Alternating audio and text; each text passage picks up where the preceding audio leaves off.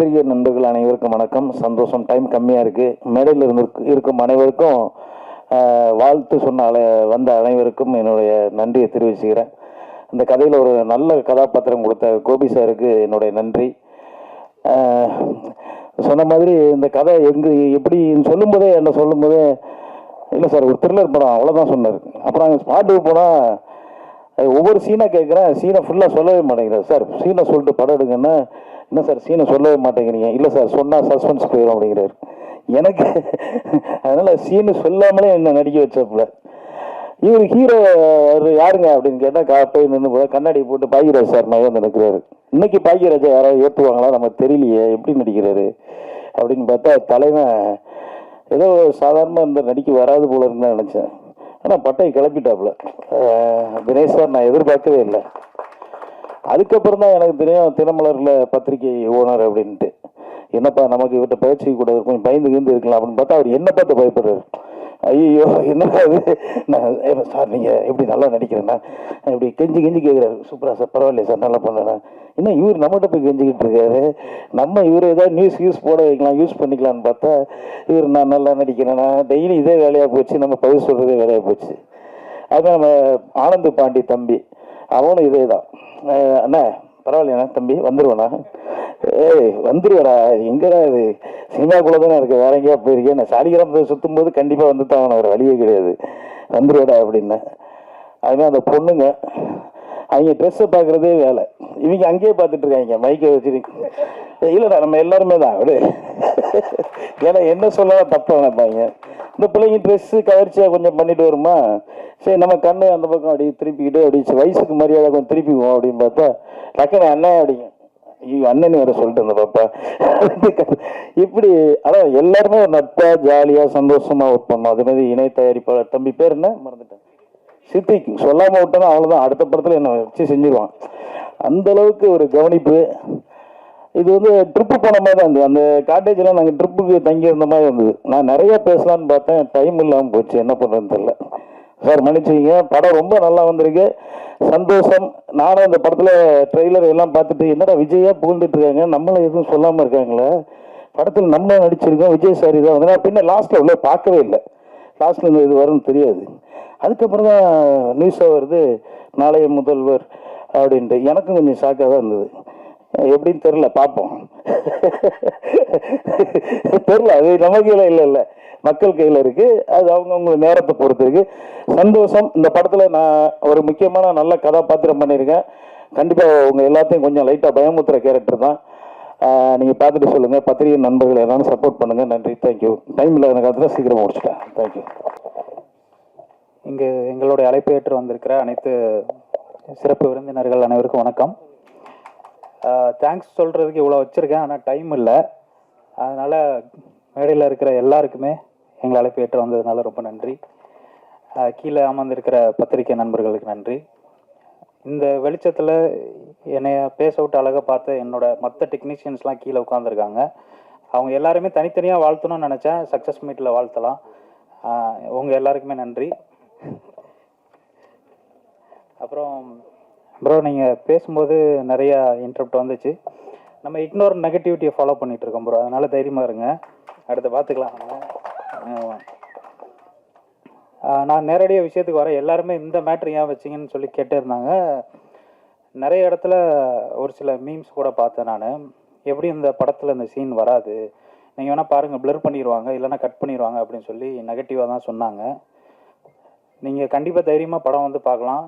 நீங்கள் ட்ரெய்லரில் பார்த்த எல்லா சீனுமே அந்த படத்தில் இருக்குது. ஸோ நீங்கள் நல்லா என்ஜாய் பண்ணி பார்க்கலாம் கண்டிப்பாக.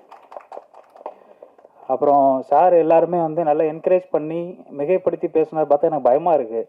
ஏன்னா நிறைய பொறுப்பு இருக்கிற மாதிரி இருக்குது. இவங்களாம் ரொம்ப எக்ஸ்பெக்ட் பண்ணுறாங்க அந்த படம் நல்லாயிருக்கும் அப்படின்னு சொல்லிட்டு. ஸோ நானும் நம்புகிறேன். நீங்கள் எல்லாருமே படம் பார்க்க வரும்போது 0% எக்ஸ்பெக்டேஷனோட வாங்க. நான் வந்து 2000 கோடி வசூல் பண்ணணும்னு நான் சொல்லலை. எங்கள் படத்தில் ஃபைட் இருக்குது, சாங் இருக்குதுன்னு நான் சொல்லி ட்ரோல் பண்ணல. ஸோ நீங்கள் 0% எக்ஸ்பெக்டேஷனோட வாங்க, கண்டிப்பாக உங்களுக்கான ஒரு படமாக இருக்கும். அப்புறம் இன்னொரு விஷயம், சூர்யா சார் வந்து ஒரு படத்தில் ஒரு வசனம் சொல்லியிருப்பார், 5000 ரூபா இருந்தால் காய்கறி கடை வைப்பேன், 50,000 ரூபா இருந்தால் மளிகை கடை வைப்பேன், 5 லட்ச ரூபா இருந்தால் டிபார்ட்மெண்ட் ஸ்டோர் வைப்பேன்னு சொல்லியிருப்பார். அந்த மாதிரி இந்த படம் வந்து பட்ஜெட்டில் பண்ணதுனால நான் ஒரே ஒரு சீனை ஒரே ஒரு பேப்பரில் வச்சேன். நல்ல பட்ஜெட்டில் பண்ணியிருந்தேன் அப்படின்னா ஒரு ஏஐயில் ஒரு சிஜியில் கொண்டு வந்து வச்சுருப்பேன். பேன் இண்டியா படமாக பண்ணியிருந்தா சிஎம்னே வச்சுருக்க மாட்டேன், பிரதமர்னு கூட வச்சுருப்பேன். ஸோ அதனால் வந்துட்டு அடுத்தடுத்த பட்ஜெட்டை பொறுத்து அடுத்தடுத்த படங்களில் எப்போவுமே என்னோடய படத்தில் அவரோட ரெஃபரன்ஸ் இருக்கும். வந்திருக்க அனைவருக்கும், மீடியா பீப்புள்ஸ் எல்லாருக்கும், இந்த படத்தை எங்களுக்கு வந்துட்டு ரிலீஸ் பண்ணி தர்றதுக்கு ஒத்துழைப்பு கொடுத்த எங்கள் சார் கடைசியில் உட்காந்துருக்காங்க விவேகானந்த சாருக்கும் மீண்டும் ஒரு நன்றியை தெரிவிச்சுக்கிறேன். வேறு யாருக்காவது நன்றி தெரிவிக்கலன்னா தவறாக நினச்சிக்காதீங்க. எல்லாரும் வந்து படத்தை பாருங்கள். சக்ஸஸ் மீட்டில் சந்திக்கலாம். நன்றி. மண்ணுக்கும் மக்களுக்கும் வணக்கம். மேடையில் அமர்ந்திருக்கும் திரையுலக ஜாம்பவான்களுக்கும் புது கலைஞர்களுக்கும் பத்திரிகை மீடியா உறவுகளுக்கும் என்னுடைய சிறப்பு வணக்கம்.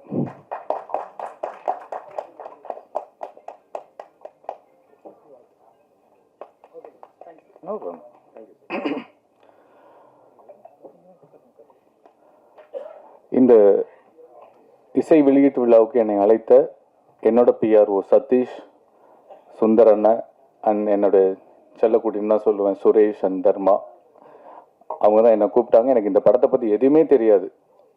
அதுக்கப்புறம் இந்த படத்தோட ஹீரோ வந்து எனக்கு கால் பண்ணார். அவரை எனக்கு வந்து ஒரு வருஷத்துக்கு முன்னாடி ஒரு இந்த மனநிலை பாதிக்கப்பட்டவங்க, உடல்நிலை பாதிக்கப்பட்டவங்களுடைய ஒரு நிகழ்வில் நான் வாலண்டியராக ஒர்க் பண்ணிட்டு இருந்தேன். அவரும் ஒரு வாலண்டியராக வந்திருந்தார். 2 நாள் 3 நாள் அங்கே தங்கி அவங்களுக்கு நாங்கள் வந்து அவங்கள ஹாப்பியாக வச்சுப்போம். அவங்களுடைய திறமைகளை வந்து வெளிக்கொண்டு வரதுக்கு ஒரு காம்படிஷன் மாதிரி வச்சு இதெல்லாம் பண்ணும்போது அங்கே பழக்கமானோம்.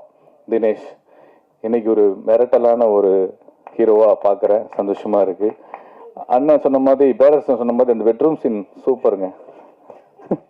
இல்லை உண்மையிலே அதான் எல்லாருக்குமே அது எல்லாரும் கடந்து வந்திருப்பாங்க. காதல் செய்தவர்கள் கடந்து வந்திருக்கணும் அது இல்லையா? அது மாதிரி அது ரொம்ப நல்லா பண்ணி கல்யாணத்தை பண்ணிட்டு எப்படி தயங்குவாங்க மாஸ்டர்? ஓகே, அதனால ரொம்ப ரொம்ப நல்லா பண்ணியிருந்தீங்க. மியூசிக்கை பற்றி பேசணும்னு மாஸ்டர் பேசிட்டாரு. ஹீரோ பற்றி பேசணும்னு நினச்சேன், டைரக்டர் பேரஸ் சார் பேசிட்டாரு. கேமராமேனை பற்றி பேசணும்னு நினச்சேன், இன்னொருத்தர் பேசிட்டாரு. எல்லாரும் பேசணும்னு நினைச்சது, நான் பேசணும்னு நினைச்சது அவங்க பேசுனதுனால அதை எல்லாத்தையுமே நான் வழிமொழிகிறேன். அந்த அளவுக்கு உங்களுக்கு திறமை இருக்கு, பேச்சுக்காக இல்லை. இன்க்ளூடிங் அந்த ஆர்டிஸ்ட் ஆனந்த பாண்டியன் எல்லாருக்குமே என்னுடைய மனமார்ந்த வாழ்த்துக்கள். இந்த படத்துல ஒர்க் பண்ண அண்ட் அதை தாண்டி இங்க வந்து ஒரு சந்தோஷமான நிகழ்வு என்னன்னா, ஒவ்வொருத்தரும் வரவங்க எல்லாரையும் பாராட்டுறாங்க. கணேஷ் சாரா இருக்கட்டும், கசாலி சாரா இருக்கட்டும், மாஸ்டரா இருக்கட்டும், சம்பத் அண்ணனா இருக்கட்டும், சுபாஷ் அண்ணன், எல்லாருமே. சுபாஷ் அண்ணனை வந்து நான் ஒரு போராட்ட காலத்துல தான் முதல்ல சந்திக்கிறேன். இவர் பத்திரிகை நிருபரா தெரியும். ஒரு போராட்ட காலத்துல நானு அண்ணன் டிராபிக் ராமசாமி என்னென்ன நாங்க எல்லாமே சேர்ந்து ஒரு போராட்டத்துல போலீஸ் எதிர்த்து பயங்கரமா கோஷம் போட்டுட்டு இருக்கோம். அப்போதான் அண்ணன் ரொம்ப என் மனசுக்குள்ள நெருங்கி வந்தாரு. ஸோ ஒருத்தருக்கு ஒருத்தர் மாறி மாறி அந்த பாராட்டுக்களை இந்த பத்திரிகை முன்னாடி, கேமரா முன்னாடி சொல்லும்போது உண்மையிலேயே மன நிறைவா இருக்கும். எனக்கு நிறைய படங்கள் நான் பண்றதில்லை. இந்த ஜெகமே தந்தறதுக்கு அப்புறம் படங்கள் பண்றதில்லை. அதுக்கு காரணங்கள் சில உண்டு. ஆனா இந்த நான் நடிகனா உணர்ற இடம் வந்து இந்த பிரசாத் லேப் மட்டும்தான். நீங்க மட்டும்தான். உங்க முன்னாடி ஒரு குட் ஆக்டர்னு பேர் வாங்கணுன்றது மட்டும்தான் எனக்கு ஆசையா இருக்கும். அப்கோர்ஸ் ஆடியன்ஸ் கைத்தட்டுறது வேற. உங்களை மாதிரி கிரிட்டிக்ஸ், உங்களை மாதிரி பத்திரிகையாளர்கள் தம்பி ஒரு படம் பார்த்தேன் நல்லா இருக்குன்னு சொல்றதை கேட்கறதுக்கு, பேப்பர்ல பாக்குறதுக்கு தான் எனக்கு ரொம்ப ஆர்வமா இருக்கு. இந்த இடத்துக்கு வர்றதுக்கு, இந்த கேமரா முன்னாடி, இந்த ஃபிளாஷ் மோட நிக்கிறதுக்கு அவ்வளவு சந்தோஷமா இருக்கும். அதெல்லாம் தாண்டி இப்போ ஒரு படத்துக்கு வந்து மற்றவங்களை பாராட்டும் அந்த குணம் வந்து உண்மையிலே இங்க எல்லாருக்குமே சூப்பரா இருந்தது. இந்த பாசிட்டிவிட்டி, இந்த வைப்னு சொல்லுவாங்களே, இது ரொம்ப அழகா இருக்கு. இந்த வைப், ஒட்டுமொத்த வைப்பும் உங்க படத்துக்கு மிகப்பெரிய ஒரு பிளெஸ்ஸிங்ஸ் அப்படின்னு நான் சொல்லுவேன். யாது மாதிரியான டீமுக்கு பிளெஸ்ஸிங் சொல்லுவேன். அண்ட் என்னோட அண்ணன் நண்பர் அப்புக்குட்டி, அவரை பத்தி நான் சொல்லி ஆகணும். சுந்தரபாண்டியிலேருந்து நாங்கள் ஒன்னா நடிச்சு பழகி உறவுகளா வளர்ந்துட்டு இருக்கோம். இப்போ நானும் அண்ணனும் ஒரு படம் பண்ணியிருக்கோம், சாயாவனம் சொல்லிட்டு. செப்டம்பர்ல ரிலீஸ் ஆக போகுது. 2 பேருமே நடிச்சிருக்கோம். சூப்பரா மிரட்டி இருக்காரு அண்ணன். அதான் அதனால அண்ணன் வந்து எவ்வளவோ கஷ்டம் இருந்தா கூட நிறைய புதுமுக இயக்குநர்களுக்கும் புதுமுக நடிகர்களுக்கும் ஒரு பெரிய பிரிட்ஜா இருந்து, ஒரு பாலமா இருந்து அவர் நிறைய படங்கள் நடிச்சு கொடுத்திருக்காரு. உண்மையிலே ஹேட்ஸ் ஆஃப் டு யூ அண்ணன். வாழ்த்துக்கள். தினேஷ், மறுபடியும் இந்த படத்துல ஒர்க் பண்ண எல்லா டெக்னீஷியன்ஸ்க்கும் என்னுடைய மனமார்ந்த வாழ்த்துக்கள். அண்ட் இதை நான் ஒரு விஷயம் தான் பேசிட்டு போகணும்னு நினைச்சேன்.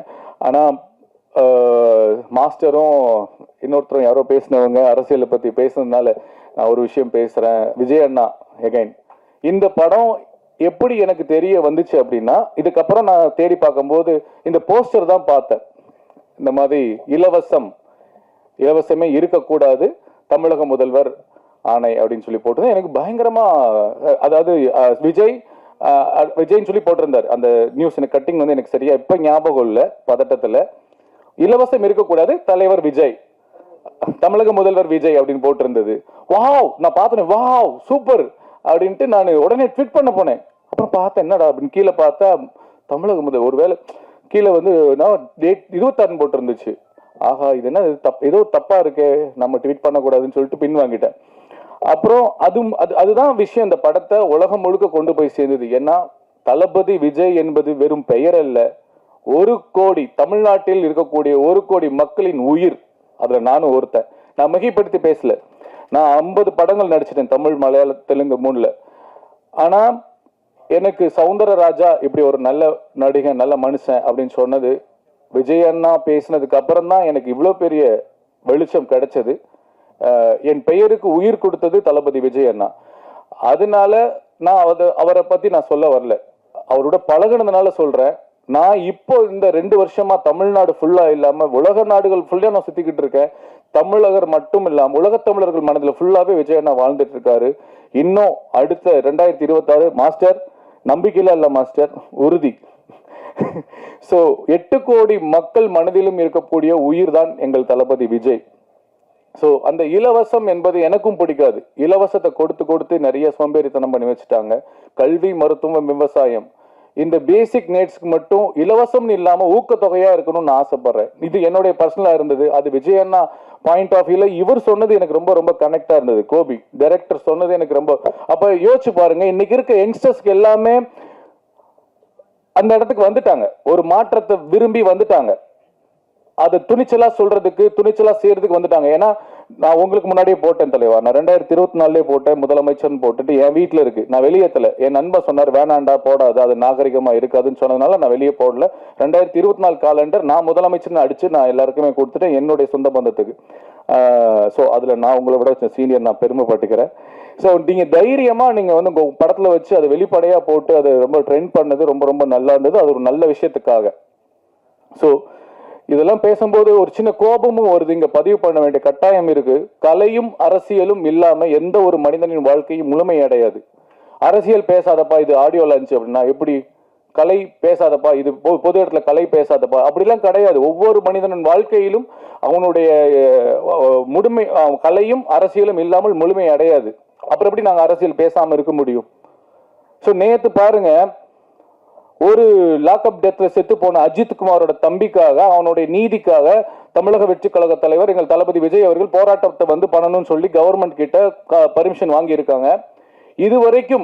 இதுவரைக்கும் எந்த கட்சிகளுக்கும் போடப்படாத கண்டிஷன்கள், கட்டுப்பாடுகள், விதிமுறைகள் காவல்துறை வந்து விதிக்கிறாங்க. எனக்கு காவல்துறையை பார்த்தா எனக்கு எப்பவுமே ஒரு பெரிய பாவமாகவும் இருக்கும், கோபமாகவும் வரும். ஏன்னா எந்த கட்சி ஆட்சி வந்தாலும் அந்த ஆட்சி தலைவர்கள் தான் அந்த உள்துறை அமைச்சரா இருப்பாங்க, அவங்க தான் காவல்துறை கீழே வச்சிருப்பாங்க. எடுத்துக்காட்டுக்கு இப்போ கலைஞர் ஐயா முதலமைச்சரா இருந்தாங்கன்னா அன்னைக்கு வந்து ஜெயலலிதா அம்மா வஞ்சிக்கப்படுவாங்க. எந்த காவல்துறை இருக்கோ அதே காவல்துறை போய் அவங்கள போய் அரெஸ்ட் பண்ணும். என்ன அப்போ காவல்துறை யாரை கேட்டு வேலை செய்துங்க? காவல்துறைக்கு என்ன நேர்மை இருக்கு இங்க இருக்கிறது நான் கேட்கிறேன். இல்ல இது அதுதாங்க, அரசியல் இல்லாம முழுமை அடையாதுன்னு சொல்ல வரேன் நானு. இத நான்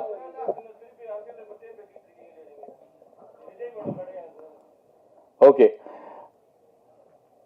இருந்தாலும் நீங்க எவ்வளவு இந்த மாதிரி அடக்குமுறைகளை கொடுத்தாலும் எங்களை தமிழக வெற்றி கழகத்தையும் தமிழக வெற்றி கழக தலைவர் விஜய் அவர்களையும் எங்களுடைய தோழர்களையும் நீங்க அடக்கினாலும் மீண்டும் மீண்டும் எழுவோம். நாங்கள் மக்களுக்காக மண்ணுக்காக உழைக்க வருவோம் என்பதை கூறி ஒரே ஒரு விஷயத்தை சொல்லுகிறேன். போராட்டம் பண்ணி மக்களுக்காக மண்ணுக்காக கம்யூனிஸ்ட் கட்சியும் சரி, இல்ல விடுதலை சிறுத்தைகள் கட்சிகள், நீங்க எல்லாருமே நல்லா தெரிஞ்சுக்கோங்க, நீங்களும் எங்களோடு சேர்ந்து கைகோர்த்து வந்தால் ஒரு மிகப்பெரிய நல்ல மாற்றத்தை, தமிழ்நாட்டுக்கான மாற்றத்தை எங்கள் தலைவர், தமிழக வெற்றிக்கழக தலைவர் தளபதி விஜய் கொடுப்பார் என்று கேட்டுக்கொண்டு, தாழ்மையாக கேட்டுக்கொண்டு, வாய்ப்புக்கு நன்றி கூறி விடைபெறுகிறேன். நல்லதையே நினைப்போம், நல்லதே விதைப்போம், நல்லதே நடக்கும். நன்றி, வணக்கம். அனைவருக்கும் இனிய மாலை வணக்கம். என்னடா இவன் இப்படி வந்திருக்கானேன்னு நீங்களாம் நினைக்கிறீங்க. டைரக்டர் வந்து என்ன வந்து படம் ரிலீஸ் ஆகிற வரையும் இப்படி தான் இருக்கணும் நீங்க சொல்லியிருக்காரு.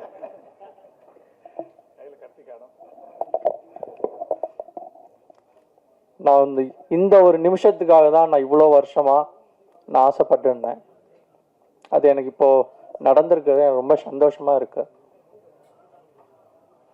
நானும் உங்களை மாதிரி ஒரு மீடியா ஃபேமிலியிலேருந்து வந்திருக்கேன். நீங்களும் எனக்கு வந்து சப்போர்ட் பண்ணி என் படத்தை ஒரு நல்ல படமாக மக்கள்கிட்ட கொண்டு சேர்க்கணும்.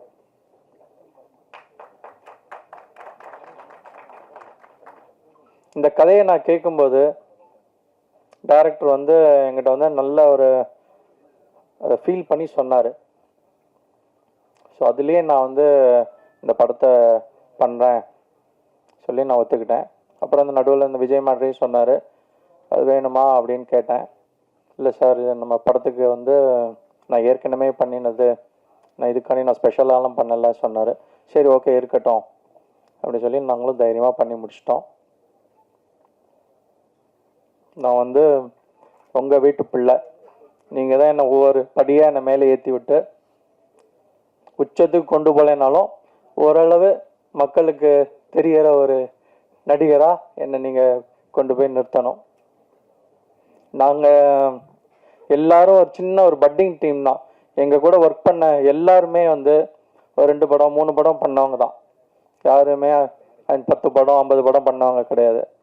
ஸோ இதில் எல்லாருமே இரவு பகல் பார்க்காம எங்கள் கூட நல்லபடியாக உழைச்சி கொடுத்துருக்காங்க.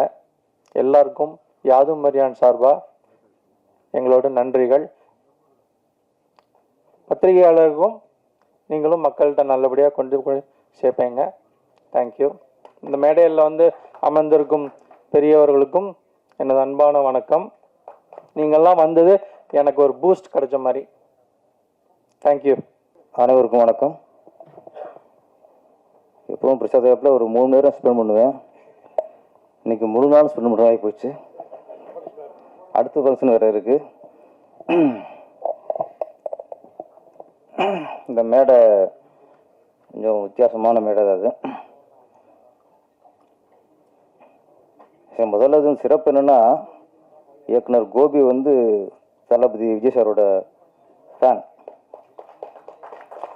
அதுதான் சிறப்பு. அதோட பிரதிபலிப்பு தான் இந்த மேடை. அவர் முடிவு பண்ணிட்டார், இந்த மேடையில் உட்கார்றேன் யாராக இருந்தாலும் விஜயோட ஏதோ ஒரு இதில் கனெக்ஷன் ஆகிருக்கணும். ஒன்று நடிச்சிருக்கணும், இல்லை ஃபைட் மாஸ்டராக இருக்கணும், இல்லை டேஷ் பண்ணியே தொலைஞ்சிருக்கணும். இது என்னையை கூட்டுவது இங்கே வந்து நான் வந்து ஒரு இயக்குனர் பேரரசு, இயக்குனர் சங்க பொதுச் செயலாளர் அதெல்லாம் இல்லை. விஜயை வச்சு டைரக்ட் பண்ணது யார் தேடுங்க இருக்காப்புல. இந்த பேரரசன் ஒருத்தர் இருக்கார், கூப்பிடுங்க போதும். 2 கூட பண்ணியிருக்காரு, அது போதும் கூப்பிடுங்க. இதுதான் இன்றைக்கி நான் இங்கே சிறப்பு விருந்தினர் இல்லை, விஜய் வச்சு 2 கூட பண்ண அந்த ஒரு தகுதி தான் எனக்கு. விரும்பி கூப்பிட்ருக்காரு கோபி, வாழ்த்துக்கள். இன்னொன்று, இதில் நடிகை எல்லாருமே மேக்ஸிமம் நம்ம படத்தில் ஒர்க் பண்ணவங்க தான். அப்புக்குட்டியாக இருக்கட்டும், சம்பத்ராமா இருக்கட்டும், கணேஷ் பாபா இருக்கட்டும், சமுதிரா சீக்கிரம் இணைவோம். கண்ணன் சார் தான் திருப்பாச்சிக்கு முதல்ல ஃபைட் மாஸ்டராக ஃபிக்ஸ் ஆனது. பேசிலாம் முடிவு பண்ணியாச்சு. கரெக்டாக நாம் ஷூட்டிங் ஆரம்பிக்கும்போது அவர் வேற ஒரு படத்தை பிஸி ஆகிட்டார். அதனால அப்போ கொஞ்சம் ஒரு மாற்றம் வந்துருச்சு. எல்லாருமே விஜயோட ஆளுக்கு தான். இந்த கடை மாஸ்டர் இங்கே ஒத்துக்கதே வேணும். எல்லாரும் விஜயோட ஆளுக்கு தான். நம்ம கணேஷ் பாபு சொன்னார், ஆமாம், ஜி சாருக்கு 2 மிகப்பெரிய வெற்றி படம் கொடுத்தவர் பேரரசு அப்படின்னாரு. நான் அப்படி எப்பவுமே நினைக்கிறது இல்லை. விஜய் எனக்கு லைஃப் கொடுத்தாரு. அதான் ஒரு லைஃப்பில் 2 லைஃப் கொடுத்தாரு. ஆமாம், அந்த இது நம்மளுக்கு வாழ்நாள் ஃபுல்லாக ஒரு பெருமையான விஷயம். அப்புறம் இந்த படத்தோட நாயகன் தினேஷ், பத்திரிகையாளர், பத்திரிகையாளர். சிலர் வந்து ஹீரோவாக வருவாங்க, பல துறையிலேருந்து வருவாங்க,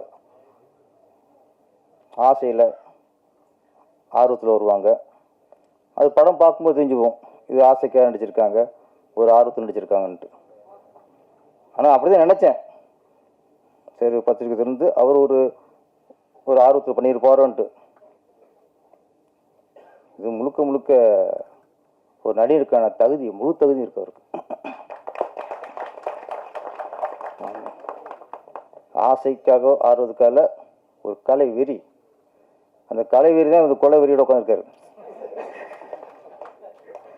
அந்த கேரக்டரை இன்னும் அது இன்னும் மாறலாம், பயமாக இருக்குது. பார்க்கும்போது என்ன சொன்னா கூட சிரிக்க மாட்டேங்கிறாரு. ஆமாம். ஆனால் அவர் ஒரு இடத்துல காதல் மன்னன் ஜெமினி கணேசன், அதுக்கப்புறம் காதல் இளவரசன் கமலஹாசன் வந்தார். அதுக்கடுத்து ஒரு இடத்துக்கு ஆளை காணோம்.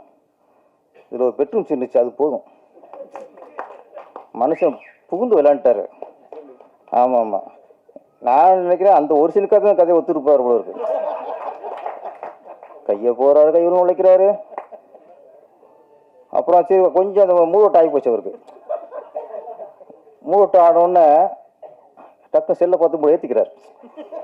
இதெல்லாம் புது இயக்குனர் வந்து புதுசாக சிந்திச்சிருக்காரு.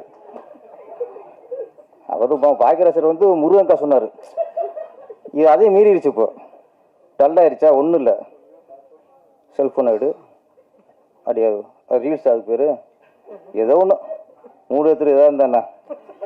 2 பொம்பளை பார்த்தாரு, திருப்பி கையை போட்டார், அது முறைச்சிச்சு.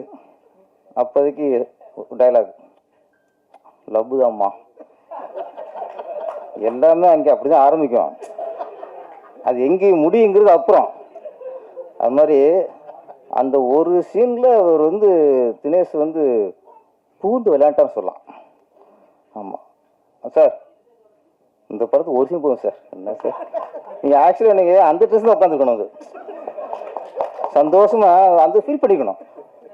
அதனால தான் இப்போ ஹீரோயின் ஏன் வரலன்னா, அது மழை மலையெல்லாம் உட்காரல, சிக்கலை. இன்னும் அந்த மூட்லேருந்து மாறாமல் இருப்பாரோ அப்படிங்கிற ஒரு பயம், நமக்கும் பயம் இருக்குல்ல. அதனால் பத்திரிக்கையாளர்ன்ட்டு ஒரு ஹீரோவாக இருக்காருன்னு நான் சாதாரண நினச்சிட்டேன் சார். அதுக்கு சொல்ல, உங்களோட ரியாக்ஷன் எல்லா லவ் சீனும் சரி, அந்த சீரியஸ் சீனும் சரி, ஒரு சிறந்த நடிகராக வந்திருக்கு. கண்டிப்பாக இந்த படத்துக்கு அப்புறம் நீங்கள் அந்த பத்திரிக்கையாளன் அதெல்லாம் ஓரம் கட்டிட்டு முழு நேர நடிகராயிருங்க. ஆமாம், பத்திரிக்கையை பார்த்துக்க ஆள் நிறைய பேர் இருக்காங்கல்ல, நான் கூட வரேன். இப்போ என்ன இப்போ அது ஒன்று பாக்கி இருக்கு, அதையும் பார்த்துறேன் நான். இப்போ யாதும் அறியான் நம்ம இயக்குனர் கோபி விஜய் ரசிகர். இவர் விஜய் ரசிகராக இருந்து படம் எடுக்கும்போது விஜயோட ஏதாவது ஒரு விஷயத்தை பதிவு பண்ணணும். ஒரு ரசிகரா இயக்குனராக பதிவு பண்ணது அந்த பெட்ரூம் சீனை நிறைய சீன் இருக்கு. அவர் விஜயோட ரசிகராக பதிவு பண்ணுறது விஜயை பற்றி அந்த 2006 பேக்கில் போட்டேன். நான் ஏன் அதுக்கு போயிட்டேன், திருப்பாச்சிக்கு போயிட்டேன். கொஞ்சம் ஃப்ளாஷ்பேக் அதிகமாக போகுது உங்களுக்கு. 2026. ஆமாம், அதில் விஜய் சார் எப்போ பார்க்கணுங்கிற அவருடைய கனவு, ஆசைகள், நம்பிக்கைகள் என்னவோ சொல்லலாம். ஓகே, விஜய் மேலே உள்ள பற்று எல்லாம் சொல்லலாம். நான் வந்து விஜய் சார்கிட்ட முதல்ல இயக்குனராக தான் கதை சொன்னேன். இயக்குனர் சொல்ல, ஒரு உதவி இயக்குனராக அவர்கிட்ட கதை சொன்னேன். அவர் கதை ஓகே ஆனதுக்கப்புறம் தான் நான் இயக்குனராக மாறுறேன். அப்போ உதவி இயக்குனர் வந்து இயக்குனராக மாறியாச்சு. இப்போ விஜய் சார் வச்சு நான் படம் பண்ணுறேன். அதுக்கப்புறம் நான் வெறும் இயக்குனர் இல்லை, அப்போ நான் விஜயோட ரசிகரை மாறிட்டேன். ஏன்னா ஒரு மாசியருக்கு படம் பண்ணும்போது எந்த இயக்குனரும் அவங்க ரசிகரை மாறிடணும், அப்போ தான் ரசிகருக்கு திருப்தியாக படம் கொடுக்க முடியும். நான் ஃபஸ்ட்டு திருப்பாச்சி கதை சொல்லும்போது அந்த ஓப்பனிங் அருவப்பற்ற அந்த அது இல்லை. அயனார் கோயில் போய் அருவாவை சொருவதில்லை, அது இல்லை. நீ எந்த ஊர் நான் எந்த ஊர் சாங்லாம் இல்லை. அதிலலாம் கதையெல்லாம் ஆரம்பிப்பேன். அதுதான் ஃபஸ்ட் விஜய் சார் சொன்னது. ஓகே, நம்ம விஜய் சார் வச்சு படம் பண்ண போகிறோம் ஆரம்பிச்சதுக்கப்புறம் விஜய் சார் ரசிகரை மாறினதுக்கப்புறம் அப்போ ரசிகர் என்னென்ன எதிர்பார்ப்பான். அப்போ தான் ஒரு ஓப்பனிங், ஒரு பில்டப்பு, அதுக்கப்புறம் ஓப்பனிங் சாங் வேணும், ரஜினி ஸ்ரீ ஒரு சாங் வேணும், இதெல்லாம் பண்ணது. அது மாதிரி நிறைய மாற்றங்கள் அப்புறம் பண்ணினான். நிறைய மாற்றங்கள் விஜய் சார் கதை சொன்னதை விட அதுக்கப்புறம் விஜய் சாருக்கு ஃபேன்ஸுக்கு பிடிக்கணுங்கிறக்க நிறைய அதில் வந்ததை நிறைய பஞ்சு டைலாக்லாம் போய் யாரோ பஞ்சு டைலாக் விட்டாங்களே, என்ன டைலாக்குது, ஆமாம் நிறைய விட்டேன். இது மாதிரிலாம் அப்புறம் யோசிச்சோம். அப்புறம் அதுக்கப்புறம் தான் நீ பஞ்சு டைலாக்லாம் பேரஸ்ன்னு அப்புறம் திருப்பி பேர்லாம் வந்துச்சு. ஒரு விஷயம் தான் சொல்லி முடிச்சுட்றேன். ஒரு ஆக்ஷன் படம், ஒரு பெரிய ஹீரோ வச்சு மாஸ் ஹீரோ வச்சு படம் பண்ணும்போது அந்த இயக்குனர் அந்த ஹீரோவை லவ் பண்ணணும், நேசிக்கணும். அப்போ தான் அந்த படம் ரசிகருக்கு பிடிச்ச படமாக வரும், வெற்றி அடையும். ஒரு மாஸ் ஹீரோ வச்சு பண்ணும்போது அந்த ஹீரோவுக்கும் டைரக்டருக்கும் மனஸ்தாபம் இந்த மாதிரி பிரச்சனை இருந்துச்சுன்னா அது திருப்தியாக வராது. ஒரு க்ளோஸ்அப் வைக்கும் ரசிச்சு வைக்க மாட்டோம் நம்ம. அது மாதிரி மாஸ் ஹீரோ வச்சு பண்ணும்போது அந்த ஹீரோ எப்படி அவர் கேட்ட எப்படியோ நம்ம லவ் பண்ணி தான் ஆகணும், படம் நல்லா வரணும்னா. அது மாதிரி லவ் ஸ்டோரி நல்லா வரணும்னா, ஒரு காதல் படம் நல்லா வரணும்னா அந்த ஹீரோ லவ் பண்ணணும். மனசளவில் நான் சொல்கிறது, இந்த லவ் லெட்டர் கொடுத்துக்கிட்டு செல்ஃபோனில் மெசேஜ் அனுப்பிடலாம் அப்படி இருக்குல்ல. மனசில் நம்ம ஃபீல் பண்ணணும், அதை ரசிக்கணும், அணுவணுவாக பேச நம்ம ரசிக்கணும். அப்போ தான் நம்ம ஒரு க்ளோஸ்அப் வைக்கும்போது அது ஆடியன்ஸ் ரசிப்பான். நம்ம காதல் படம் பண்ணும்போது கதாநாயகியை லவ் பண்ணுவோம். டைரக்டர் சொல்கிறேன், எல்லோரும் நீங்களாச்சும் நாங்களும் வந்து வச்சுக்காதீங்க. இயக்குனர் மாஸ் ஹீரோ வச்சு பண்ணும்போது ஹீரோவை லவ் பண்ணுவோம். இதில் கோபி வந்து ரெண்டுமே பண்ணிட்டார். அதான் உதாரணம் பெட்ரூம் சீன். கதாநாயகி லவ் பண்ணிட்டாரு, ஹீரோவையும் லவ் பண்ணிட்டாரு.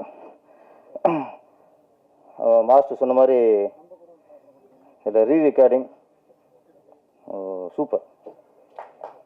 அவர் சொன்னார் சும்மா உருட்டு வாங்கினாரு, இதில் உருட்டில் மிரட்டியிருக்காங்க. ஆமாம், எடிட்டிங் எல்லாமே நல்லாயிருக்கு. கோபி சார், நீங்கள் மிகப்பெரிய இயக்குனராக வரக்கான தகுதி இந்த டீலரை பார்த்துட்டிய. இந்த படம் மிகப்பெரிய வெற்றி அடைந்து நம்ம தினேஷ் சார் மிகப்பெரிய ஹீரோவாக உருவெடுத்துடணும். கோபி வந்து மிகப்பெரிய வெற்றி படைய இயக்குனராக உருவாகிட்டு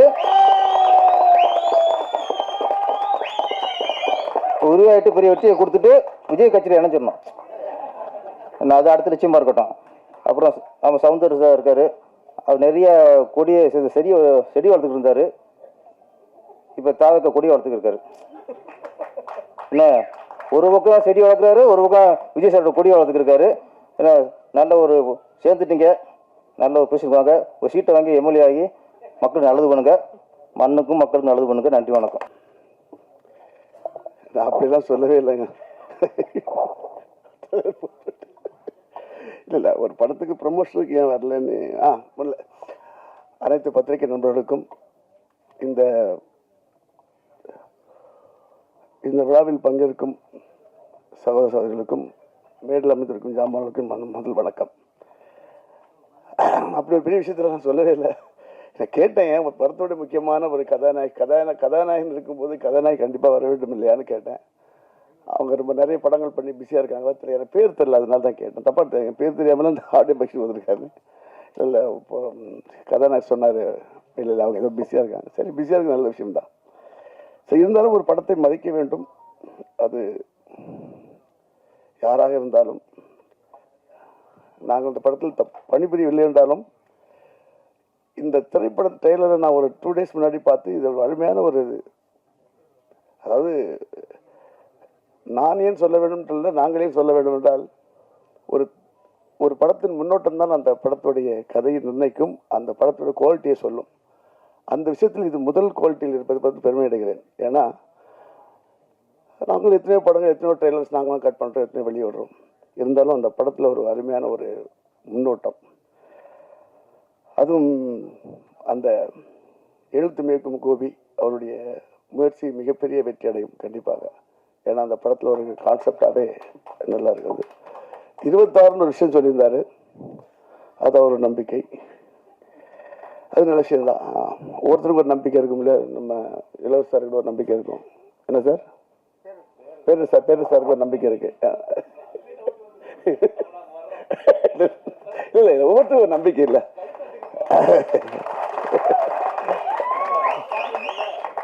அப்ப பேரு சார் நம்பிக்கை இல்லை. எல்லாருக்கும் ஒரு நம்பிக்கை தான். என்ன சொல்றீங்க? அது அரசியல் மேடையாக்க வேணாம். இல்ல இல்ல ஓ கூட்டம் இல்லை, வெரி குட். அரசியல் மேடையாக்க வேண்டாம். இது அவர் நான் ட்ரெய்லர் பார்த்தோன்னே எனக்கு முதல்ல அந்த டக்குன்னு போகும்போது தெரியல. அதுக்கப்புறம் நான் மொபைலில் தான் பார்த்தேன் ஒரு 3 days முன்னாடி. அப்புறம் ஜூம் பண்ணி பார்த்தோன்னே இது ஏன் ஒரு புது சவுண்ட் இருக்கு அப்படின்னு கேட்டது. சரி ஓகே, அவருடைய கதையில் ஏதோ ஒரு விஷயம் இது சில பேர் கதைக்குள்ள ஏதாவது சில விஷயங்கள் வரும், அதுக்காக ஒரு போஸ்டர் தேவைப்படும், மேபி அப்படி இருக்கலாம் அப்படின்னு நான் நினச்சிருந்தேன். அது இல்லைன்னு இப்போ தான் தெரியுது. அவர் மேலே கொண்ட பற்று நினைக்கிறேன். எனக்கு பற்று ஜாஸ்தி தான். ஏன்னா அவர் அதிகம் பண்ண ஒரு 180 படம் பண்ணினாலும் நான் 45 படம் நான் தான் பண்ணியிருக்கேன். அது இல்லாமல் இந்த படத்தில் ஒரு முக்கியமாக ரீரெக்கார்டிங் அவர் தர்ம பிரகாஷ் ரொம்ப நல்லா பண்ணியிருந்தார். நான் என்ன பார்த்துட்டு உடனே என்ன ஒரு சமீபத்தில் எல்லாம் உருட்டுற மாதிரி இருக்குது. இது ஒரு அவ்வளோ அழகாக ஒரு பொய்டிக்காகவும் ஒரு த்ரில்லர் படத்தில் ஒரு மிலோடி வித் ஒரு டென்ஷன் கொடுக்குற மாதிரி இருந்தது. அது என்னை ரொம்ப ஒரு அட்ராக்ட் பண்ணிச்சு. அப்போ நான் எனக்கு மெயினாக கூப்பிட்டது வந்து என்னுடைய நண்பர் நரேஷ். அவர் வந்து ஒரு பத்திரிக்கை தொழில் உள்ளவர். அதுக்கப்புறம் தான் இன்வெஸ்ட் பண்ணார். எனக்கு இந்த இவங்க இருக்காங்க இல்லையா, தினமலர் பத்திரிகை வந்து அவங்க குடும்பம் எனக்கு ரொம்ப பாத்தியப்பட்ட ரொம்ப நட்பு குடும்பம். ஸோ அவங்கள பையன் சொன்னோன்னு தான் நான் வந்தேன். உடனே வந்ததில்லை. அவங்களுக்கு சினிமாவுக்கு என்ன சம்மந்தம் இல்லாத ஒரு ஃபேமிலி ஆச்சு. அப்படி பார்க்கும்போது அவர் ஹீரோ தினேஷ் சார் என்கிட்ட பேசினார். அப்போ பேசும்போது உடனே அவர் பேசும்போது எனக்கு அந்த நம்பிக்கை வரல. ஏன்னா அவர் அப்படி பேசினார், புரிதவங்களுக்கு. உடனே நம்பிக்கை வரதுன்னு அந்த ட்ரெயிலர் லிங்க் அனுப்புங்க சொன்னால் பார்த்த உடனே எனக்கு பார்த்த உடனே நான் டேரக்டர் கேட்டேன், யார் மியூசிக் டைரக்டர் ரொம்ப நல்லா பண்ணியிருக்காரு அப்படின்னு. அது இல்லாமல் கலை இயக்குனர், அப்புறம் எடிட்டர் நிரஞ்சன் பற்றி நல்லா நல்லா அழகாக ஷார்ட் ஒரு அருமையாக கட் பண்ணியிருந்தார். ஒரு ட்ரெய்லரை வந்து எப்படி கட் பண்ண வேண்டும் என்ற ஒரு யுக்தியை வந்து கரெக்டாக பண்ணியிருந்தார். ஏன்னா அவரோட முதல் படம்னு நினைக்கிறேன். முதல் படமா சார்? முதல் படமா? இல்லை எனக்கு அது ரொம்ப பிடிச்சது. ட்ரெய்லர் கேட்டா அதான் ஓகே, நல்லா இருக்கு. நல்லா பண்ணியிருந்தாரு சார். ஏன்னா அதாவது ஒரு படம் யாதும் அறியான்னு ஒரு படம் தெரியாமல் அந்த ஆடியோ ஃபங்க்ஷனுக்கு வரும் ஒருத்தர் வச்சு தான் வரோம்னாங்க. அப்புறம் பத்திரிகை துறையை சேர்ந்த ஒருத்தர் கதாநாயகர் வர போகிறார்.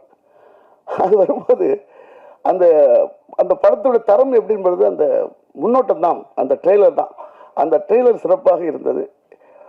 இருந்தாலும் இந்த படத்தில் நடித்த அப்புக்குட்டி, மேலும்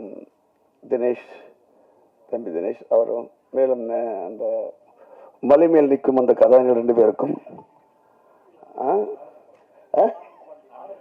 அந்த பாண்டி அவர்களுக்கும், அவர் நல்லா பண்ணி உங்கள் இன்ஸ்டாகிராம் வீடியோஸ் நல்லா பார்த்துருக்கேன், ரொம்ப நல்லா பண்ணுறீங்க, வாழ்த்துக்கள். இந்த படம் மேலும் வெற்றி பெற வேண்டும். இன்னொரு விஷயம், பத்திரிகை துறையிலிருந்து நமக்கு ஒரு கதாநாயகன் கிடைத்திருக்கார். அவருக்காக பத்திரிகையாளர் அவர்களுக்கு ஒத்துழைப்பு கொடுத்து மேலும் உயர்த்துவோம். நன்றி, வணக்கம்.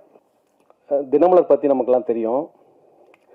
அங்கேருந்து ஒரு அம்பி வருவார்னு எதிர்பார்த்தேன், ரெமோ வருவார்னு கூட பார்க்கலாம். அந்நியனே வந்திருக்கிறார். தினமலர் குடும்பத்திலேருந்து ஒருத்தன் வந்து சைவ சாப்பாடு கொடுப்பாங்கன்னு எதிர்பார்த்தோம். ஆனால் இன்றைக்கி வந்து நான் அமாவாசையில் எங்கேயாவது வெளியில் சுற்றிக்கிட்டேன்னா வீட்டிலேருந்து ஃபோன் பண்ணுவாங்க, எங்கள் அம்மாவோ இல்லை மனைவியோ, அப்பாவுக்காக இன்றைக்கி ஒரு நாள் சைவம் சாப்பிடுங்க அப்படின்னு. அவங்க சொல்லும்போது மணி ஒரு 2:30-3 இருக்கும். சென்னையில் அது மாதிரி எங்கேயாவது சுற்றிக்கிட்டு இருந்தோம்னா உங்களுக்கே தெரியும், சத்தியமாக சைவ சாப்பாடு கிடைக்காது அந்த டயத்துக்கு.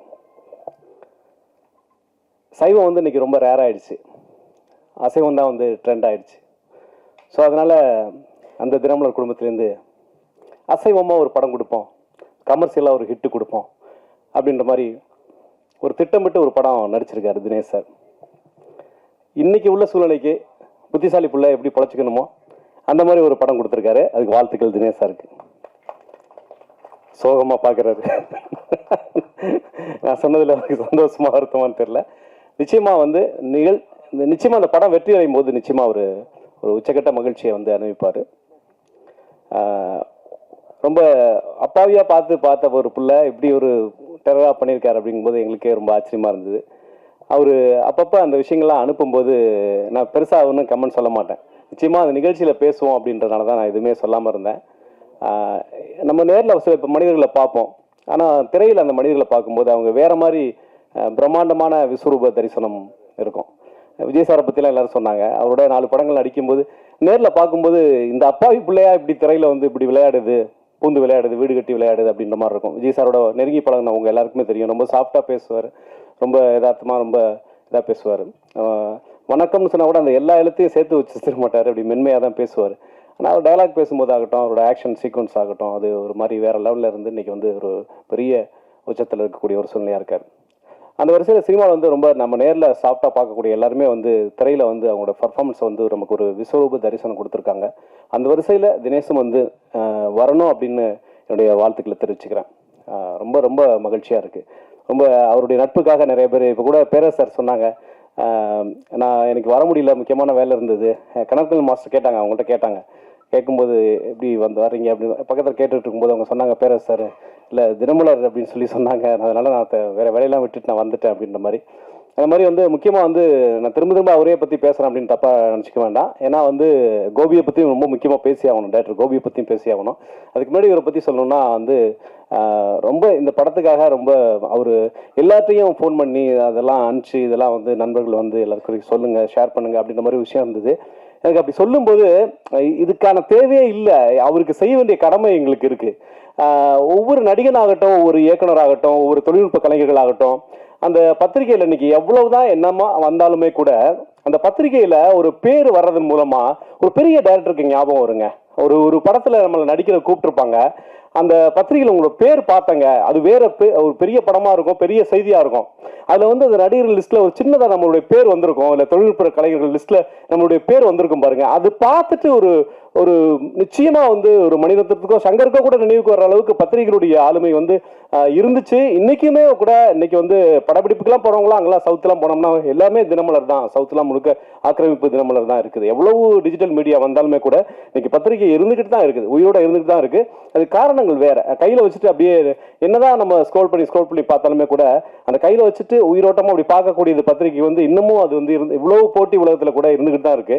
அதனால வந்து நாங்கள் திரைப்படத்துறையில் இருக்கிற அத்தனை பேருடைய பெயர்களுமே வந்து தினமலர் பத்திரிகையிலையோ எல்லா பத்திரிகையிலும், தினமலர் மட்டும் இல்லை எல்லா பத்திரிகையிலும் வந்திருக்கு. நம்ம வந்து ஒரு ரிப்போர்ட்டர்ஸ் வந்திருக்காங்க, அங்கே இல்லை மற்ற ஆட்கள்லாம் வந்திருக்கிறாங்க, திரைப்படத்துறையிலேருந்து நிறைய பேர் வந்திருக்கிறாங்க, திரைப்பட நடிகராக வந்திருக்காங்க, மற்ற இயக்குனராக வந்திருக்கிறாங்க, நல்லா கோலோச்சி இருக்கிறாங்க இயக்குனராக வந்து பத்திரிகை துறையிலிருந்து வந்து பெரிய வெற்றியில் அடைஞ்சிருக்காங்க. ஆனால் திரைப்பட பத்திரிகை துறையிலிருந்து வந்து திரைப்படத்துக்கு வந்து கோலோச்சி இருக்கிறாங்க. அதே பத்திரிகை துறையில் அந்த குடும்பத்திலிருந்து ஒரு அதிபர் குடும்பமா திரைப்பட அந்த பத்திரிகை அதிபர் குடும்பத்திலிருந்து ஒரு 4ஆம் தலைமுறை, தினமலர்ன்றது ஒரு பாரம்பரியமான பத்திரிகை, அதுலேருந்து ஒரு 4ஆம் தலைமுறையா அந்த பத்திரிகையிலிருந்து வந்து அந்த பத்திரிகையுடைய அந்த முதலாளிகள் குடும்பத்திலிருந்து வந்து இன்னைக்கு வந்து நேரடியாக சினிமாவுக்கு வந்தது வேற யாரும் இல்லை அப்படின்னு நான் நினைக்கிறேன். அந்த வகையில் தினேஷ் சார் வந்து அவர் வந்து நிச்சயமா வந்து பல பேருடைய வளர்ச்சிக்கு, பல பேருடைய வாழ்க்கைக்கு, பல பேருடைய உயரத்துக்கு, பல பேர் வந்து ஒரு வாழ்வாதாரத்துக்கு அது வந்து அந்த பத்திரிகையெல்லாம் ஒரு காரணமாக இருந்திருக்கு. அதனால அந்த பத்திரிகை குடும்பத்திலேயே வந்த அந்த தினேஷ் அவர்கள் நிச்சயமா இந்த படத்தின் மூலமா திரைப்படத்துறையில் கால் ஊன்றணும், பெரிய வெற்றி அடையணும் அப்படின்னு நான் வாழ்த்துக்கிறேன். அப்புறம் கோபி வந்து நிச்சயமா வந்து விஜய் சார் அடுத்த படம் நடிப்பாரு. அது கோபி வந்து டைரக்ஷன் பண்ணணும் அப்படின்னு நான் சொல்றேன். ஓகேவா? ஏன்னா அந்த அளவுக்கு இது வந்து ஒரு சின்ன பட்ஜெட்ல எடுக்கப்பட்டது அப்படின்றது நிறைய பேருக்கு தெரியாது. ஆனாலுமே அவர் நண்பர்களோட சேர்ந்து இந்த ப்ரொடக்ஷன் அவர் பண்ணியிருக்கிறாரு. ஆனா அது எதுவுமே தெரியாத அளவுக்கு அவருடைய அந்த மேக்கிங் இருக்கு பாருங்க, அந்த அந்த அந்த அந்த தந்திரம் இருக்கு பாருங்க. அந்த பெரியசா செலவு பண்ணலன்னா கூட அந்த செலவு பண்ண மாதிரி காட்டக்கூடிய அந்த வித்தை இருக்குல்ல, அந்த வித்தை வந்து கோபிக்கு தெரிஞ்சிருக்கு. இந்த படத்துல வந்து எங்கேயுமே வந்து சோட போகல, அந்த மாதிரி பரபரப்பா அந்த விஷயத்தை காட்டியிருக்கிறாரு. நல்ல சரிகமா மியூசிக், இது மாதிரி நல்ல ஒரு தரமான நிறுவனம் தான் இந்த பாடல்கள்லாம் எடுத்திருக்காங்க, ட்ரெய்லர்லாம் எடுத்திருக்காங்க, ஸ்னேக் விக்லாம் நல்லா ஹிட் ஆயிருக்கு. அந்த மாதிரி இந்த திரைப்படத்துறை விநியோகமும் வந்து தமிழ்நாடு முழுக்க நிறைய திரையரங்களை வரணும் அப்படின்னு சொல்லி கோபி வந்து நிச்சயமா நான் சொன்னது பலிக்கும். நாளைக்கே கூட விஜய் வச்சு ஒரு படம் பண்ணக்கூடிய ஒரு வாய்ப்புகள் கூட அமெரிக்கான இருக்கும். அந்த அளவுக்கான ஒரு முகாந்திரமா இது பண்ணியிருக்காரு. இதை தாண்டி ஒரு பெரிய வார்த்தையா ஒரு விஜய் ரசிகரான கோபிக்கு நான் சொல்ல வேண்டிய அவசியம் இல்லைன்னு நினைக்கிறேன். நல்ல நிறைய பேரை புதுசா இன்ட்ரோடியூஸ் பண்ணியிருக்காரு. புதுசா நிறைய பேரை இந்த படத்துல வந்து தொழில்நுட்ப கலைஞர்களை இன்ட்ரோடியூஸ் பண்ணியிருக்காரு. அந்த தைரியம் வந்து எல்லாருமே கொஞ்சம் சேஃப்டியா போயிடுவாங்க. கொஞ்சம் பிரபலமானவங்கள்ட்ட சொல்லிட்டு சார் கொஞ்சம் கம்மி பண்ணிக்கங்க. ஏன்னா தொடர்பு இருக்கும். நான் சினிமாவில் நிறைய கோபி டிராவல் பண்ணியிருப்பாரு, நிறைய பேரோட தொடர்பு இருக்கும். அவர் நினைச்சிருந்தா அந்த தொழில்நுட்ப கலைஞர்களை வந்து நிறைய பேரை வந்து ஏற்கனவே பிரபலமானவங்கள்ட்ட சார் இதுல வந்து என்னால பேமெண்ட் பண்ண முடியாது, நட்புக்காக பண்ணுங்க, இல்ல குறைவா பேமெண்ட் வாங்கிட்டு பண்ணுங்க அப்படின்னு சொல்லியிருக்க முடியும். அந்த அளவுக்கு அவருக்கு வந்து தொடர்பு இருக்குன்றது எனக்கு தெரியும். ஆனாலுமே கூட புதுசா நம்ம இன்ட்ரோடியூஸ் பண்ணுவோம் அப்படின்ற அந்த தாய்மை உள்ளத்தை நான் பாராட்டுறேன் சார். ஏன்னா புதுசா இன்ட்ரோடியூஸ் பண்றது அப்படின்றது வந்து நம்ம வந்து அந்த மாதிரியான ஒரு உணர்வு கைதட்டுங்க அந்த புதுசா இன்ட்ரோடியூஸ் பண்ணி அவங்க ஜெயிக்கும் போது அப்படியே நம்ம காலை தூக்கி விட்டுக்கிறது இருக்குல்ல, அது மாதிரி ஒரு விஷயம் கிடையாது. கீதா கைலாசம் இன்னைக்கு வந்து தமிழ் சினிமாவில் தவிர்க்கப்படாத ஒரு அம்மாவா இருக்கிறாங்க. அவங்கள நான் தான் இன்ட்ரோடியூஸ் பண்ணேன், என்னுடைய கட்டில் திரைப்படத்தில் தான் முத நடிச்சாங்க அப்படின்ற அந்த விஷயம் இருக்குல்ல, அது நினைக்கும் போது ரொம்ப பெருமையா இருக்கு. அந்த மாதிரி கோபி வந்து தொழில்நுட்ப கலைஞர்களை வந்து நடிகர்களை ஹீரோவை இதுல வந்து புதுசா இன்ட்ரோடியூஸ் பண்ணிருக்காரு அப்படின்னு நினைச்சு பார்க்கும்போது எல்லாருமே ஒரு காலத்துல புதுசா வந்தவங்க தான். ஆனா இன்னைக்கு சினிமா வியாபாரம் வந்து புதுமுகம் அப்படின்னு சொன்னா தயங்குது. அந்த தயக்கத்தை உடைச்சுதான் பல இயக்குநர்கள் வந்து புதிய புரட்சி ஏற்படுத்திருக்காங்க. அந்த வகையில கோபி வந்து இந்த படத்தின் மூலமா ஒரு புதிய தடத்தை பதிக்கணும். அவர் அறிமுகப்படுத்துற தொழில்நுட்ப கலைஞர்கள் அத்தனை பேரும் வந்து கோலோச்சி சினிமாவில் பெரிய சாதனையை படைக்கணும் அப்படின்னு நான் நினைச்சுக்கிறேன். ஆனந்த் சாருக்கு என்னுடைய அவர் நெருங்கி பழகலைன்னா கூட டிஎஸ்ஆர் சார் வந்து அவரை பத்தி நிறைய தெரியும், நிறைய பேருக்கு நிறைய ஹெல்ப் பண்ணிட்டு இருக்காரு. வாழ்த்துக்கள். சம்பத் நாங்களாம் வந்து விஜய் சார் படத்தில் நடிச்சிருக்கிறோம். ரொம்ப நீண்ட காலமா 25 ஆண்டு காலமா அவரோட சேர்ந்து டிராவல் பண்ணிட்டு இருக்கேன். சமீபத்தில் வந்து நம்ம தமிழ் சினிமா அவரை பயன்படுத்துறது கூட மலையாள சினிமா தெலுங்கு சினிமா வந்து சம்பத் சாரை பயன்படுத்திக்கிறது, சம்பத் ராம் பயன்படுத்திக்கிறது வந்து பெரிய விஷயமா இருக்கு. அந்த வகையில் இந்த படத்தை வாழ்த்து வந்த சம்பத் சாருக்கும் என்னுடைய நன்றி. அப்புக்குட்டி பத்தி சொல்லணும்னா நான் வந்து ஒரு முக்கியமா சொன்னேன். ஆனந்த் ஒரு விஷயம் சொன்னாரு, முன்னெல்லாம் சாலிகிராமத்துல இருந்தா சினிமா வாய்ப்பு கிடைக்கும், இப்பெல்லாம் இன்ஸ்டாகிராம்ல இருந்தா சினிமா வாய்ப்பு கிடைக்கும்னு. ஓகே, எல்லாமே காலங்கள் மாறிக்கிட்டு இருக்கு, அந்த காலத்துக்கு தகுந்த மாதிரி நம்மளும் வந்து மாறிட்டு இருக்கணும் அப்படின்றது உண்மையா இருந்தாலுமே கூட நம்ம சாலிகிராமத்தை வந்து சினிமா என்னைக்குமே மறக்க கூடாது, கோடம்பாக்கத்தை மறக்க கூடாது, வடபழனியை மறக்க கூடாது, வலசரவாக்கமா எக்ஸ்டன் ஆயிருக்கு, இதையும் நம்ம மறக்க கூடாது. ஏன்னா இன்னைக்கு வந்து சமீபத்தில் ஒரு பெரிய ஹீரோட படத்துல ஒருத்தருக்காக வெயிட் பண்ணிட்டு இருக்காங்க. அவரு ஏன் அவர் டேட் கொடுக்கல அப்படின்னு இருக்கும்போது அவர் வந்து எந்த நிகழ்ச்சியை நான் குறையா சொல்லல, அந்த நிகழ்ச்சியை நான் குறைவா சொல்ல, அந்த நிகழ்ச்சி வந்து ஒரு 100 படத்துக்கு சமமான நிகழ்ச்சி தான், குக்கு வித் கோமாளி. அந்த நிகழ்ச்சியில் அவர் நடிச்சிட்டு இருக்காருங்க, டேட் இல்லை அப்படின்னு சொல்லி ஒரு பெரிய ஹீரோட படம் வந்து ஷூட்டிங் தள்ளி போகுது. ஏன் வந்து நீங்க வந்து ஒருத்தர் பிஸியா இருக்க ஒருத்தர் வந்து துரத்தி ஒரு டிவியில ஒருத்தர் பிஸியா இருக்காருன்னா விட்டுருங்களேன். இந்த அப்புக்குட்டி இருக்காரு, எவ்வளவு பேரு அப்புக்குட்டி எல்லாம் வருஷத்துக்கு எல்லா நாளுமா வேலை கொடுத்துட்டோம். ஒரு தேசிய விருது பெற்ற கலைஞன் அப்புக்குட்டி, தேசிய விருது பெற்ற கலைஞன் அப்புக்குட்டி. ஏன் இந்த சினிமா வந்து இந்த மாதிரி ஒரு கலைஞர்களை வந்து சரியா பயன்படுத்திக்க மாட்டேங்குது? இப்ப கோபி பயன்படுத்திருக்காரு, தேடி பயன்படுத்திருக்காரு. ஏன் இந்த மாதிரி கலைஞர்கள் வந்து ஏன் நம்ம வந்து ரொம்ப பிஸியா இருக்கவங்களே ஏன் மார்க்கெட்டிங் ஒரு மாயைக்குள்ள ஏன் சிக்கிறோம்? ஒரு டிவி நிகழ்ச்சியில் இருக்கிற ஒரு நடிகருக்காக ஒரு பெரிய ஹீரோட படம் ஒரு ஷூட்டிங்கே தள்ளி போற அளவுக்கு ஏன் அந்த பெரிய ஹீரோக்காக படம் ஓடாதா? ஏன் வந்து அந்த மாதிரி ஒரு கொடுத்தவங்களுக்கே கொடுத்துட்டு இருக்கோம் வாய்ப்பு? திரும்ப இவங்களா இருந்தா உள்ள மார்க்கெட்டிங் இருக்குன்ற ஒரு மாயையை நம்ம கிரியேட் பண்ணிட்டு இருக்கோம். நமக்குள்ள நிறைய பேர், நம்ம பக்கத்துல நிறைய பேர் அப்புக்குட்டி இருக்காங்க. எனக்கு நல்லா ஞாபகம் இருக்கு, ஜனநாயக சார் சத்தியம் தியேட்டர்ல அன்னைக்கு பேசுறாரு. தேசிய விருதோட கமிட்டியோட அந்த சேர் பர்சனா ஜனநாயக சார் இருக்கும்போது எவ்வளவு பேர் மலையாளத்துல பெங்காலத்துல எவ்வளவு பேர் இருக்கும்போது அந்த அப்புக்குட்டிக்கு தான் அது கிடைக்கணும் அப்படின்னு சொல்லி நான் ஃபைட் பண்ணி வாங்கி கொடுத்தேன் அந்த தேசிய விருது அப்படின்னு நம்ம ஜனநாயகன் சொன்னார். அந்த காட்சி இன்னும் எனக்கு இருக்கு. அப்புக்குட்டி மாதிரியான கலைஞர்கள் நம்ம சினிமாவில் நிறைய பேர் இருக்காங்க. ஆண்கள் இருக்காங்க, பெண்கள் இருக்காங்க, வயது மூத்தவர்கள் இருக்காங்க, இளையவர்கள் இருக்காங்க, குழந்தைகள் இருக்காங்க. சினிமாவை மட்டுமே நம்பி சோறு திங்கிற அத்தனை பேருக்கும் நீங்க வாய்ப்பு இருக்கணும். நம்ம வந்து கொண்டாடுவோம், டிவியில கொண்டாடுவோம். ஆனந்த் வந்து அற்புதமா ஒரு விஷயம் சொன்னாரு. அவர் சொன்னதுனாலதான் எனக்கு தோணுச்சு டிவில இருந்து வரவங்களையும் கொண்டாடுவோம். ஏன்னா நானும் டிவில இருந்து வந்திருக்கேன், பத்திரிகையில வந்திருக்கேன். அதே சமயம் நம்ம சினிமாவை நம்பி இருக்கவங்களுக்கு நம்ம சோறு போடணும், அவங்களுக்கு வாய்ப்பு கொடுக்கணும், அவரோட சேர்ந்து தான் நம்ம வளரணும் அப்படின்னு நான் தெரிவிச்சுக்கிறேன். அப்புறம் தினேஷ் சாரை பத்தி நான் பேசிட்டேன். அவர் சவுந்தரராஜன் இன்னைக்கு வந்து திரைப்படத்துறையில இருந்துகிட்டு விஜய் சாரோடைய அவருடைய கட்சியில செயல்பட்டுக்கிட்டு, ஏன்னா நிறைய பேர் பயப்படுவாங்க. ஒரு பக்கம் திரைப்பட விநியோகம் வேற ஒரு கட்சி வேற ஒரு அரசியல் இந்த மாதிரி போயிட்டு இருக்கு. நான் அங்க போயிட்டா என்னுடைய திரைப்பட வாழ்க்கையை பாதிக்குப்போம் அப்படின்னு பத்தி எதை பத்தியுமே கவலைப்படாம ஒரு தைரியமான ஆளு சவுந்தரராஜன் வந்து இன்னைக்கு நான் வந்து விஜய் சாரோட ஆளு தான் அப்படின்னு சொல்லிட்டு சமீபத்தில் சேரன் சார்ட்ட கிட்டத்தட்ட 2 மணி நேரம் பேசிட்டு இருந்தோம். நானு சவுந்தரராஜன் சேரன் சார் 2 மணி நேரம் பேசிட்டு இருந்தோம். அப்ப 2 மணி நேரத்துல வேற சப்ஜெக்ட்லாம் சினிமா பத்தி நிறைய வந்தது. பெரும்பாலும் விஜய் சாரோடைய அந்த நேசிப்பு, அந்த அவர் வச்சிருந்த நேசிப்பு, சவுந்தரராஜன் வச்சிருந்த நேசிப்பு வந்து இன்னமும் அப்படியே கண்ணுமடி நிக்குது. ரொம்ப சந்தோஷமா இருக்குது. ஏன்னா இன்னைக்கு சூழல், திரைப்பட விநியோக சூழல் வேற மாதிரி ஒரு சூழல் இருக்கும்போது நான் என்னுடைய கேரியரை பத்தி நான் கவலைப்பட மாட்டேன், நான் வந்து விஜய் சாரோட தான் செயல்படுவேன் அப்படின்னு நிற்கும் போது அந்த தைரியம் வந்து ஒரு பெரிய விஷயமா இருந்தது. மாஸ்டர் உங்களை வணங்குற மாஸ்டர் இன்னைக்கு வந்து நம்ம துறையில இருந்து ஒருத்தர் இன்னைக்கு வந்து சினிமாவில் வந்து இன்னைக்கு வந்து தன்னுடைய உயிரை பலி கொடுத்திருக்காரு. உங்க எல்லாருக்கும் சொல்றேன், இந்த பாருங்க, சினிமா வந்து சாதாரணமா போற போக்குல வந்து நீங்க வந்து மொபைல்ல பாத்துறீங்க. சினிமாவில் மொபைல்ல பாருங்க, 2ஆம் தடவை பாருங்க, முதல் தடவை தியேட்டர்ல பாருங்க. இந்த படம் தியேட்டருக்கான படம் தான். இந்த படம் வந்து ஓடிடியில் வரும், அதுக்கு முன்னாடி தியேட்டர்ல வரும்போது பாருங்க. சில படங்கள் ஓடிடியில் மட்டும் பார்த்தா போதும் அப்படின்ற மாதிரி பாருங்க. இந்த மாதிரியான படங்கள் தியேட்டருக்கான படம் தான். இவ்வளவு உயிரை கொடுத்து மாஸ்டர் வந்து இன்னைக்கு அவங்கள்ட்ட இருந்து வந்தவங்க எத்தனையோ பேர் இருக்காங்க. மாஸ்டர் வந்து எத்தனையோ தடவை மரணத்தை இன்னைக்கு வந்து ஒரு உயிரை பலி கொடுத்துருக்கோம். இன்னைக்கு வந்து மோகன்ராஜ் பலி கொடுத்துருக்கோம். நம்ம பலி கொடுத்துட்டு இங்க நின்றுகிட்டு இருக்கோம் சினிமாவில். மாஸ்டர் வந்து எத்தனையோ தடவை அது மாதிரி ரிஸ்க் எடுத்திருப்பாரு. மாஸ்டர் ரிஸ்க் எடுத்ததுனால, நம்ம கடல் கண்ட மாஸ்டர் ரிஸ்க் எடுத்ததுனால எத்தனையோ ஹீரோஸ் வந்து இன்னைக்கு பேசப்பட்டிருப்பாங்க. எத்தனையோ ஹீரோஸுக்காக அவர் வந்து உயிரை பணயம் கொடுத்து அவர் வந்து ஸ்பாட்ல நின்றுப்பாரு. அவங்களுக்காக பல விஷயங்களை பண்ணியிருப்பாரு. அவங்க வந்து பேர் வாங்குறதுக்கு மாஸ்டர் வந்து நம்ம உயிரை கொடுத்துருப்பாரு. இன்னைக்கு உயிரை கொடுத்த ஒரு நமக்கு வந்து செஞ்சிட்டு இருக்காங்க. ஆனா போற போக்கில் வந்து நம்ம சினிமா வந்து ஃபர்ஸ்ட் காப்பியே மொபைல்ல பார்த்துட்டு இருக்கோம். பாருங்க, மொபைல்ல இந்த டெக்னாலஜி வந்து யாருமே தடுக்க முடியாது. மொபைல்ல பாருங்க, ரசிங்க, எல்லாம் பண்ணுங்க. ஆனா அபிஷியலா இது எங்க ரிலீஸ் ஆகுது அங்க முதல்ல பாத்துருங்க. அபிஷியலா தியேட்டர்ல ரிலீஸ் ஆச்சுன்னா தியேட்டர்ல பார்த்துட்டு அப்புறமா மொபைல்ல பாருங்க. அபிஷியலா ஓடிடி ரிலீஸ் ஆச்சுன்னா ஓடிடில பார்த்துட்டு அப்புறமா பாருங்க. இதுதான் நான் சொல்ல ஒரு விஷயம். ஏன்னா வந்து எத்தனையோ ஃபைட் மாஸ்டர்கள் அந்த ஒரு தியாகம் தான் வந்து நம்ம தமிழ்நாட்டுக்கு வந்து மிகப்பெரிய ஆக்ஷன் ஹீரோ கொடுத்துருக்கு. அதை நம்ம மறக்கக்கூடாது. மாஸ்டருக்கும் என்னுடைய நன்றி.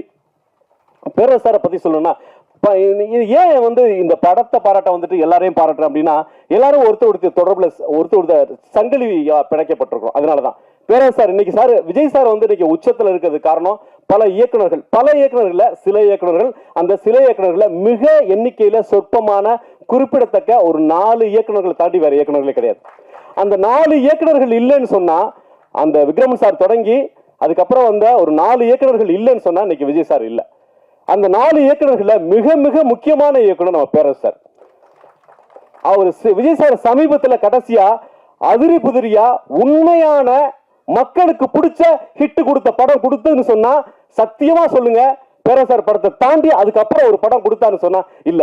மார்க்கெட்டிங்கால ஒரு விஸ்வரூபமா பேசப்பட்டிருக்கலாம், வியாபாரத்தில் அதை தாண்டி போயிருக்கலாம், அதை தாண்டி நிறைய வசூலா இருக்கலாம், நிறைய இருக்கலாம். ஆனா ஒரு எல்லாருக்கும் பிடிச்ச மாதிரி ABC எல்லா சென்டர்லையும் பிடிச்ச மாதிரி ஒரு படத்தை கொடுத்தது விஜய் சார். கடைசியா கொடுத்தது வந்து திருப்பாச்சி சிவகாசி தான். அப்படி ஒரு பெரிய ஹிட்டை கொடுத்த ஒரு பேரரசு சார்.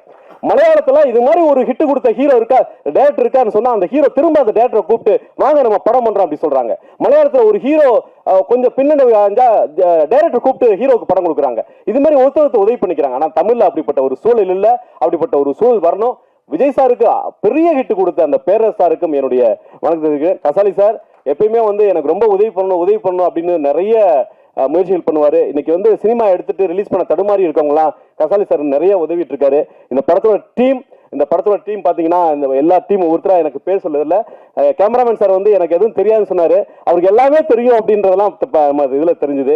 மியூசிக் பர்சனல் ப்ரொமோஷன் இந்த படத்தை பத்தி பர்சனலா நிறைய பண்ணிட்டு இருக்காரு. நிறைய பார்த்துட்டு இருக்கேன். ஒவ்வொருத்தருக்கும் தனித்தனியா என்னால பேர் சொல்ல முடியல. இந்த பிஆர்ஓ டீம் வந்து என்னுடைய வீட்டு என்னுடைய சகோதரர்கள் மாதிரி. அவங்க தர்மா, சுரேஷ் இவங்கெல்லாம் வந்து என்னுடைய முதல் படத்துல யமுனால வேலை செஞ்சவங்க. அவங்களுக்கும் என்னுடைய வாழ்த்துக்கள். விஜய் ஆனந்த் இந்த படத்தை தாங்கி நிற்கிறாரு. இந்த படம் வந்து எல்லா இடத்துக்கும் போய் சேரணும் அப்படின்னு சொல்றாரு. நீங்க இங்க உட்காந்துருக்க யாருமே வந்து எனக்கு புதுசான ஆட்கள்லாம் கிடையாது. நம்மளாம் வந்து 20 வருஷமா 25 வருஷமா பார்த்த நபர்கள். புதுசா ஊடகத்துக்கு ஒரு சில பேரோட நம்ம பழகி இருக்கோம். எல்லாரும் சேர்ந்து இந்த படத்தை வெற்றியடைய வைப்போம். நன்றி, வணக்கம். இங்கே வந்திருக்கிற பத்திரிகை, ஊடகம் மற்றும் யூடியூப் பத்திரிகையாளர்கள் அனைவருக்குமே என்னுடைய மனமார்ந்த மாலை வணக்கத்தை தெரிவிச்சுக்கிறேன். நான் நடிக்காத ஒரு படத்துக்கு வந்து பேசுகிறேன்னா இது 2வது தடவையோ 3வது தடவையோ நினைக்கிறேன். இப்போ தான் இயக்குனர் பேரரசு சாருடைய கஷ்டம் எவ்வளோ இருக்குன்னு என்னால் புரிஞ்சிக்க முடியுது. தினமும் அவர் வந்து யார் பழகினவங்க பழகாதவங்க யார் கூப்பிட்டாலும் அந்த படத்துக்கு ஆடியோ லான்ச்சுக்கு வந்து அதை என்கரேஜ் பண்ணுற ஒரு நல்ல ஒரு இதயம் அவர். உண்மையிலேயே அவரை பாராட்டியே தீரணும். ஸோ நான் இந்த படத்தில் நடிக்கலைனாலும் இதில் ஒர்க் பண்ணுற விஜய் ஆனந்த் அவர்களுடைய அழைப்பின் பேரில் இங்கே வந்திருக்கேன். அவருக்கு என்னுடைய நன்றியை தெரிவிச்சுக்கிறேன். இந்த படத்தோட ஹீரோ தினேஷ் சார் ஒரு பாரம்பரியமான ஒரு குடும்பத்திலேருந்து வந்திருக்காரு. பட் அற்புதமான ஒரு நடிப்பை வெளிப்படுத்தியிருக்காருன்னு தான் சொல்லணும். படம் அப்படின்னு தெரியல, அந்த அளவுக்கு ஒரு யதார்த்தமான ஒரு நடிப்பை, ஒரு அற்புதமான ஒரு நடிப்பை கொடுத்துருக்காரு. அவருக்கு என்னுடைய மனமார்ந்த வாழ்த்துக்களை தெரிவிச்சுக்கிறேன். தமிழ் சினிமாவில் ஹீரோக்கள் பஞ்சம் அதிகமாகிட்டே இருக்குது சார். நிச்சயமாக நீங்களும் ஒரு நிலையான ஒரு நல்ல ஒரு ஹீரோவாக வரணும்னு நான் ஆண்டவனை பிரார்த்திக்கிறேன். இந்த படத்தோட இயக்குனர் கோபி சார் இப்போ தான் ஃபஸ்ட் டைம் பார்க்குறேன். நல்ல ஒரு படம் கொடுத்துருக்காருன்னு தெரியுது. சில ஆண்டுகளுக்கு முன்னாடி ஹிந்தி படம் கில் அப்படிங்கிற ஒரு படத்தை பார்த்தேன். இப்போ போன வருஷம் மார்க்கோ அப்படிங்கிற ஒரு மலையாள படத்தை பார்த்தேன். அதோட பாதிப்பு இதில் சில காட்சிகளில் இருக்குது. அந்த அளவுக்கு வந்து ஒரு ஒரு சைலன்ஸ் த்ரில்லராக ஒரு அற்புதமான ஒரு படமாக இது இருக்கும்னு நான் நம்புகிறேன். இந்த படத்தோட காட்சிகளை பார்க்கும்போது தெரியுது. இந்த படத்தோட பாடல் ஒரே ஒரு பாட்டு இப்போ கேட்டோம், ரொம்ப அற்புதமாக இருந்தது சார். மியூசிக் டைரக்டர் சார், நீங்கள் ஒரு பெரிய ஒரு மியூசிக் டைரக்டர் வரணும்னு நான் ஆண்டவனை பார்த்துக்கிறேன். ரொம்ப அற்புதமாக இருந்தது. பாடல் வரிகளும் ரொம்ப நல்லா இருந்தது. என்னுடைய ரொம்ப நாளாக நான் வந்து மாஸ்டர் கிட்ட நான் ஒர்க் பண்ணியிருக்கேன். நிறைய படங்களில் ஃபைட்டர் இல்லை, நான் நிறைய பேர் என்ன ஃபைட்டர் தான் சொல்லுவாங்க. ஆனால் நான் வந்து ஃபைட் மாஸ்டர் கிட்ட, கண்ணக்கண்ண மாஸ்டர் கிட்ட நான் நிறைய படங்களில் வந்து ஹீரோக்களோடையும் வில்லன்களோடையும் கூட அடியாளாக நடிக்கும்போது அவருடைய படங்களை நான் ஒர்க் பண்ணியிருக்கேன். கடைசியாக வந்து ஒரு படம் மாயி படத்துடைய இயக்குனர் சூரியபிரகாஷ் சாருடைய படத்தில் நான் மெயின் வில்லனாக பண்ணேன். முறையாக தமிழில் மெயின் வில்லனாக பண்ணது அந்த படம் தான், வருஷ நாடு. அந்த படத்துடைய ஃபைட் மாஸ்டர் அவர் தான். எனக்கு அவ்வளோ அற்புதமாக கிளைமேக்ஸ் காட்சிகளில் ஃபைட் வந்து கம்போஸ் பண்ணியிருந்தாங்க. ஃபைட்டு முடிச்சு லாஸ்ட் நாள் போகும்போது, நீ பெரிய நடிகன் அவரோட, இத்தனை நாளாக நீ வந்து மிஸ் பண்ணிட்டாங்க உன்னை, நீ பெரிய நடிகனா வருவ, பெரிய வில்லனா வருவேன்னு சொல்லிட்டு வாழ்த்தி அமிச்சாரு. நன்றி மாஸ்டர். உங்களுக்கு ஞாபகம் இருக்குன்னு ராமேஸ்வரத்தில். அதே மாதிரி என்னோட நண்பர் அப்புக்குட்டி, நானும் அவரும் மெட்ராஸ் பட்டினம் படத்தில் நடித்தோம். படம் ஃபுல்லாக அவர் தூங்கிட்டே இருக்கிறது தான் வேலை. நான் அதில் ஒரு போலீஸ் ஆஃபீஸராக பண்ணியிருந்தேன். ஒரு பீரியட் ஃபிலிம் அது. அதுக்கப்புறம் அவர் வந்து நேஷனல் அவார்டு வாங்கி மிகப்பெரிய ஒரு உயரத்தை தொட்டு இன்றைக்கி சமீபத்தில் கூட ஒரு படத்தில் நானும் அவரும் இணைந்து நடிச்சிருந்தோம். இந்த படத்தில் ரொம்ப அழுத்தமான ஒரு கேரக்டரில் ரொம்ப நல்லா பண்ணியிருக்காரு. ட்ரெய்லர் பார்க்கும்போது எனக்கு ரொம்ப சந்தோஷமாக இருந்தது. ரொம்ப அற்புதமான ஒரு நடிகர், நல்ல நண்பர். மீண்டும் உங்களுக்கு வாழ்த்துக்களை தெரிவிச்சு அப்புக்குட்டி. அப்புறம் என்னோட நண்பர் சவுந்தரராஜன் சார், செடிகளை வளர்க்கணும்னு ரொம்ப பாடுபட்டு இருக்காருன்னு தான் சொல்லணும். இப்போ அரசியலில் குதிச்சிருக்காரு. ஆனால் பல வருடங்களாக பல பேருக்கு செடிகளை தானமாக கொடுத்துருக்காரு. நிறைய இடத்துல செடியை வளர்த்துருக்காரு. அந்த வகையில் நான் எங்கள் ஊரில் மாநல்லூர் அப்படிங்கிற ஒரு கிராமம் திருவள்ளூர் மாவட்டத்தில் இருக்கு. நான் கேட்ட உடனே ஓகே சொல்லி கிட்டத்தட்ட 50 60 நினைக்கிறேன் 60 செடிகளில் அவரே அவரோட டீமோடு வந்து எங்கள் கோயில் வளாகத்தில் நட்டுட்டு போனார். நன்றி சார். இன்னைக்கு கிட்டத்தட்ட 60-70% வந்து மரமாக இருக்குது சார். மீண்டும் உங்களை அழைப்போம், வந்து நீங்கள் அதை பார்க்கணும் அதை. ஸோ இந்த படத்தில் ஒர்க் பண்ண எல்லாருக்குமே என்னோட மனமார்ந்த வாழ்த்துக்களை தெரிவிச்சுக்கிறேன். இந்த படம் மிகப்பெரிய ஒரு வெற்றி அடையணும். வாழ்த்துக்கள். பிரேக்கிங் பாயிண்ட் பிக்சர்ஸ் குழுவினருக்கும் இயக்குனர் கோபி மற்றும் இசையமைப்பாளர், ஒளிப்பதிவாளர், எடிட்டர், இதில் பணியாற்றிய அனைத்து கலைஞர்களுக்கும் முதல்ல ஒரு பெரிய பலத்த கைத்தட்டல் கொடுக்கணும்னு கேட்டுக்கிறேன். இந்த நிகழ்ச்சி வந்து நான் உட்பட, நெல்லை சுந்தரராஜன் சார் உட்பட நிறைய ஏகப்பட்ட பத்திரிகையாளர்கள்லாம் வந்திருக்கிறோன்னா அதுக்கு காரணம் எங்கள் குடும்பத்தை சேர்ந்த என்னோட அருமை தம்பி தினேஷ்காக. நம்ம பத்திரிகையாளர்கள் யார் யாருக்காகவோ எவ்வளோ விஷயங்கள் வந்து சப்போர்ட் பண்ணி இன்னைக்கு வரைக்கும் பண்ணியிருக்கோம். ஸோ நம்ம ஃபேமிலி சேர்ந்த ஒருத்தர் தினேஷோட திறமைக்காக மட்டும் நான் சொல்லலை, அவர் எவ்வளோ ஒரு டவுன் டு எர்த்து பழகக்கூடியவர்கள் பழகவங்களுக்கு தான் தெரியும். யாராவது சொன்னால் தான் தெரியும் இவ்வளோ பெரிய ஃபேமிலியிலேருந்து வந்த ஒருத்தர் அப்படின்னு சொல்லிட்டு. ரொம்ப எளிமையாக இருக்கக்கூடிய ஒருத்தர். நான் கூட ஆரம்பிக்கிறதுக்கு முன்னாடி எல்லாம் பேசிகிட்டு இருந்தோம். அவருடைய எளிமை வந்து அவரை மிக பெரிய உயரத்துக்கு கொண்டு போகும் அப்படின்னு சொல்லி நாங்கள்லாம் பேசிகிட்டு இருந்தோம். என்ன இந்த மாதிரி ட்ரெஸ் போட்டிருக்காருன்னு கஜாலி சார் கேட்டேன். இல்லை அவர் கொலை பண்ணிட்டு அப்படியே வர மாதிரி அந்த கேரக்டராக வரதுக்காக வந்திருக்காரான்னாரு. நான் கேட்டேன், அப்போ டார்ஜார் படத்தில் நடிச்சிருந்தாரா என்ன பண்ணியிருப்பாரு, ஒரு காட்டு மிராண்டி படத்தில் நடிச்சிருந்தா என்ன பண்ணியிருப்பாருன்னு அவ்வளோ லைவாக வந்திருக்காரு. இயக்குனருக்கு வந்து இந்த இடத்துல ஒரு பெரிய தேங்க்ஸ் சொல்லணும். ஏன்னா என்னுடைய அப்புக்குட்டியை உட்பட நிறைய பேருக்கு வந்து அந்த படத்தில் வந்து அவர் வந்து நல்ல ப்ரியாரிட்டி கொடுத்துருக்காரு. அதுக்கு ஒரு ஏன்னா வந்து ஏற்கனவே எல்லாம் குறிப்பிட்ட மாதிரி இவங்க பேக்ரவுண்ட் எல்லாத்தையும் சொல்லி யார் வேணாலும் நடிக்க வைக்கலாம், யார் வேணாலும் வந்து இவ்வளோதான் சம்பளம் நான் பண்ணி ஆகணும் அப்படின்னு சொல்ல வைக்கலாம். அந்த மாதிரி இல்லாமல் வந்து நிறைய பேருக்கு வாய்ப்பு தரணும்னு சொல்லிட்டு அவங்க செஞ்சுருக்காங்க. இவர்களை பாராட்ட பேரரசு சார் வரதை பற்றி சொல்ல முடியாது. நான் மதியம் காலையில் கூட சொன்னேன், சார் இங்கே ஒரு ரூம் எடுத்து தங்கிடுங்க சார், நீங்கள் நம்ம எல்லாரும் எங்காவது தான் இங்கே வரோம், அவர் இங்கேருந்து எப்பாவது தான் வீட்டுக்கு போகிறாரு, ஆஃபீஸுக்கு போகிறாரு. அதே மாதிரி என்னுடைய குருநாதர் இயக்குனர் R Udhayakumar sir, Udhayakumar sir படத்தில் எடிட்டராகவும் கனல் கண்ணன் சார் மாஸ்டராகவும் நிறைய படங்கள் நாங்கள் பண்ணியிருக்கோம். ஸோ மாஸ்டர் போன்றவர்கள்லாம் வந்து இது போன்ற ஒரு டீம் வந்து பாராட்டுறதுக்கு வந்திருக்காங்கன்னா அது ஒரு ரொம்ப அப்ரிஷியேட் பண்ண வேண்டிய ஒரு விஷயம். ஒரு வளரும் டீமை வந்து இந்த அளவுக்கு அவங்க என்கரேஜ் பண்ணுறாங்க. அவர் சார்லாம் சொன்ன மாதிரி அதே மாதிரி அருமை தம்பி சவுந்தருக்கு வந்து சவுந்தருடைய அந்த வேர்டு இன்னைக்கு விஜய் சார் பற்றி எல்லாரும் பேசுகிறாங்க, இளைய தளபதி விஜய் பற்றி. மண்ணுக்காகவும் மக்களுக்காகவும்ன்ற அந்த வார்த்தை வந்து சவுந்தர் சொல்லி தான் விஜய் ரொம்ப இம்ப்ரெஸ் ஆனார். உண்மை, அவரே அதை வேந்து சொல்லியிருக்கார். அது ரொம்ப உங்கள் மேலே அவருக்கு ரொம்ப பெரிய இம்ப்ரெஷனே வந்து நீங்கள் சொன்ன அந்த ஒரு கான்செப்ட் இன்னைக்கு வந்து திரைப்படத்துறை மட்டும் இல்லாமல் அவருடைய கட்சியிலே வந்து ஒரு முக்கியமான பொறுப்பாளராக இருந்து, ஏன்னா அவர் விஜய் இந்த கட்சியெல்லாம் இப்போ தான், அதுக்கு முன்னாடிலேருந்தே எனக்கு சவுந்தர் தெரியும். சவுந்தர் ஒரு பெரிய ஆக்டிவிஸ்ட், எந்த ஒரு விஷயமா இருந்தாலும் அதில் தன்னை ஈடுபடுத்தி கொண்டு செய்யக்கூடிய ஒருத்தர். அதுக்கப்புறமா தான் ஒரு ஆர்டிஸ்ட், அதுக்கப்புறமா தான் இன்னைக்கு தாவேக்கா கட்சியிலோட முக்கிய நிர்வாகின்றதெல்லாம். இந்த மாதிரி ஒரு குட் ஹார்ட்டட் எல்லாரும் வந்து இந்த டீமை வாழ்த்துறதுக்கு வந்திருக்காங்கன்னா அது உண்மையிலே ரொம்ப பெரிய விஷயம். நம்மளுடைய பத்திரிகையாளர் சொந்தங்களுக்கு, நம்மளுடைய தோழர்களுக்கு, ஊடகத்தில் இருக்கவங்களுக்கு நான் ஒரு வேண்டுகோளாக சொல்கிறது என்னன்னா, நம்ம எல்லாரும் யார் யாருக்காகவோ எவ்வளவோ நம்ம ப்ரொமோஷன் பண்ணியிருக்கோம், யார் யாருக்காக எவ்வளவோ செய்திருக்கோம். நம்மளுடைய குடும்பத்திலிருந்து ஒரு அருமையான நம்மளுடைய சகோதரர் தினேஷ் வந்திருக்கார்.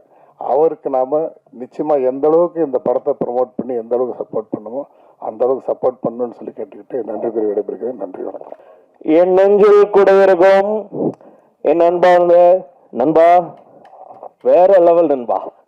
தளபதியோட மிகப்பெரிய ஃபேன் எங்க டைரக்டர், அவருக்காக தான் இந்த ஒரு வார்த்தை நான் சொல்லணும்னு ஆசைப்பட்டேன். அண்ணன் எல்லாருமே வந்திருக்கீங்க, ரொம்ப சந்தோஷம். என் பேர் வந்து ஆனந்த் பாண்டி, எல்லாரும் விஜய் டிவியில் ஜி தமிழில் பார்த்துருப்பீங்க. கலக்கப்போவது யாரு, பாவம் கணேசன் சீரியல், ராஜா ராணி, அப்புறம் டான்ஸ் ஜோடி டான்ஸும் ஆடி இருக்கேன். இதெல்லாம் எதுக்கு சொல்கிறேன்னா, ஒரு 4 கைத்தட்டல் கிடைக்கும் பண்ணியிருக்கோம் அப்படிங்கிறதுக்காக தான். அது மட்டும் இல்லாமல் பார்த்தீங்கன்னா, நான் தாதா 87 சொல்லி ஒரு படத்தில் சாருகாசன் சார் படத்துலேயே லீடு பண்ணியிருந்தேன். இப்போ அடுத்ததாக வந்து யாதும் அறியான் படத்தில் ஒரு முக்கியமான கதாபாத்திரம் பண்ணியிருக்கேன். ரொம்ப நன்றிண்ணே. ஒரே ஒரு ஃபோன் கால் தான், கால் வந்துச்சு, இந்த மாதிரி வந்து தலைவா பண்ணுறீங்களா அப்படின்னு. அண்ணே என்னென்ன இதெல்லாம் கேட்குறீங்க, நீங்கள் கூப்பிட்டா நாங்கள் வந்து பண்ணிவிடுவோண்ணே அப்படின்னு சொல்லிட்டு வந்து பண்ணது தான். ஒரு சூப்பரான ரோல் கொடுத்துருக்காரு. அதுக்காக வந்து எங்கள் படத்துக்கு வந்து ப்ரமோஷன் நம்மளே பண்ணணுங்கிறதுக்காக ஒரு 2-3 டைலாக்ஸ்லாம் எடுத்துகிட்டு வந்திருக்காரு. மட்டும் நான் சொல்லிடுறேன். கரண்ட்டுக்கு தேவை ஒயரு, லாரி ஒன்றுனா வேணும் டயரு, யாதும் அறியான் படம்னாவே ஃபயரு வர வருஷத்தில். அடுத்தது பரிச்சு எழுதுனா போடுவாங்க பாசு, யாதும் அறியான் படம் எப்பவுமே மாசு அப்படின்னு சொல்லிட்டு சூப்பரா வந்து கலக்க போறோம். எனக்கு வந்து ஃபர்ஸ்ட் பாத்தீங்கன்னா இந்த ஃபீல்டுல வந்து ஒரு சின்ன அடையாளம் 2016 கிடைச்சது. அதுக்கு முன்னாடி நிறைய பண்ணியிருந்த சேனல்ஸ்ல என்ன கிடைச்சதுன்னா, அது கண்டிப்பா வந்து சிவானா வாய்ஸ், எஸ்கேனா வாய்ஸ் கலக்க போவதியாரில் ஃபர்ஸ்ட் பண்ணேன். அதுக்கப்புறம் தான் ஒவ்வொரு வாய்ப்புகளா எனக்கு கிடைச்சது. என் அண்ணன் வந்து எனக்கு எப்பவுமே வந்து ரொம்ப பாசிட்டிவா இருப்பாங்க. அண்ணா வந்து எங்க படத்தை விஷ் பண்ணியிருந்தா எப்படி இருக்குங்கிறத நான் ஒரு 2 வரியில பேசி காமிக்கலாம்னு ஆசைப்படுறேன். பேசலாம் வாங்கண்ணே. ஹாய், வந்திருக்கிற எல்லாருக்கும் வணக்கம். நான் உங்க சிவகார்த்திகேயன் பேசுறேன். ரொம்ப சந்தோஷமா இருக்கு இந்த மாதிரி யாதும் அறியான் படத்தை உங்க டீமை பார்க்கும்போது. நான் கூட பிரதர் உங்களை ரொம்ப சின்ன பையன் தான் நினைச்சிட்டு இருந்தேன். ஆனா ஒரு போஸ்டர்ல படத்தையே வேற லெவல்ல கொண்டு போயிட்டீங்களா. ஓப்பனா சொல்றேன், இந்த படம் வேற லெவல்ல வருங்க. அதுவும் ஆனந்தன் ஒரு பையன் வேற பண்ணியிருக்காப்ல, அவரும் சூப்பரா பண்ணியிருக்காரு. அண்ணா சொல்ற மாதிரி நீங்க பாருங்க, எல்லாருமே சப்போர்ட் பண்ணுங்க. ரொம்ப சந்தோஷமா இருக்கு பாருங்க. பாய். ஓகே, அண்ணா விஷ் பண்ணியிருந்தா நிறைய எனக்கு விஷ் பண்ணியிருக்காங்க. என் பொண்ணு கூட பேர் அவர் தான் வச்சாரு. இந்த படத்தையும் பார்த்துட்டு விஷ் பண்ணியிருக்காங்க. கண்டிப்பாக வந்து அண்ணா இந்த படம் சூப்பராக வந்திருக்கு, நீங்கள் உங்களோட சப்போர்ட்லேயும். தளபதியோட போஸ்டர் எல்லாருமே பார்த்துருப்பீங்க. அவ்வளோ கிரியேட்டிவாக எங்கள் டைரக்டர் பண்ணார். அதுவும் நல்ல வைரல் ஆகி நல்லா சப்போர்ட் பண்ணிட்டு இருக்கீங்க. படமுமே சூப்பராக வந்திருக்கு. எல்லாருமே சப்போர்ட் பண்ணுங்க.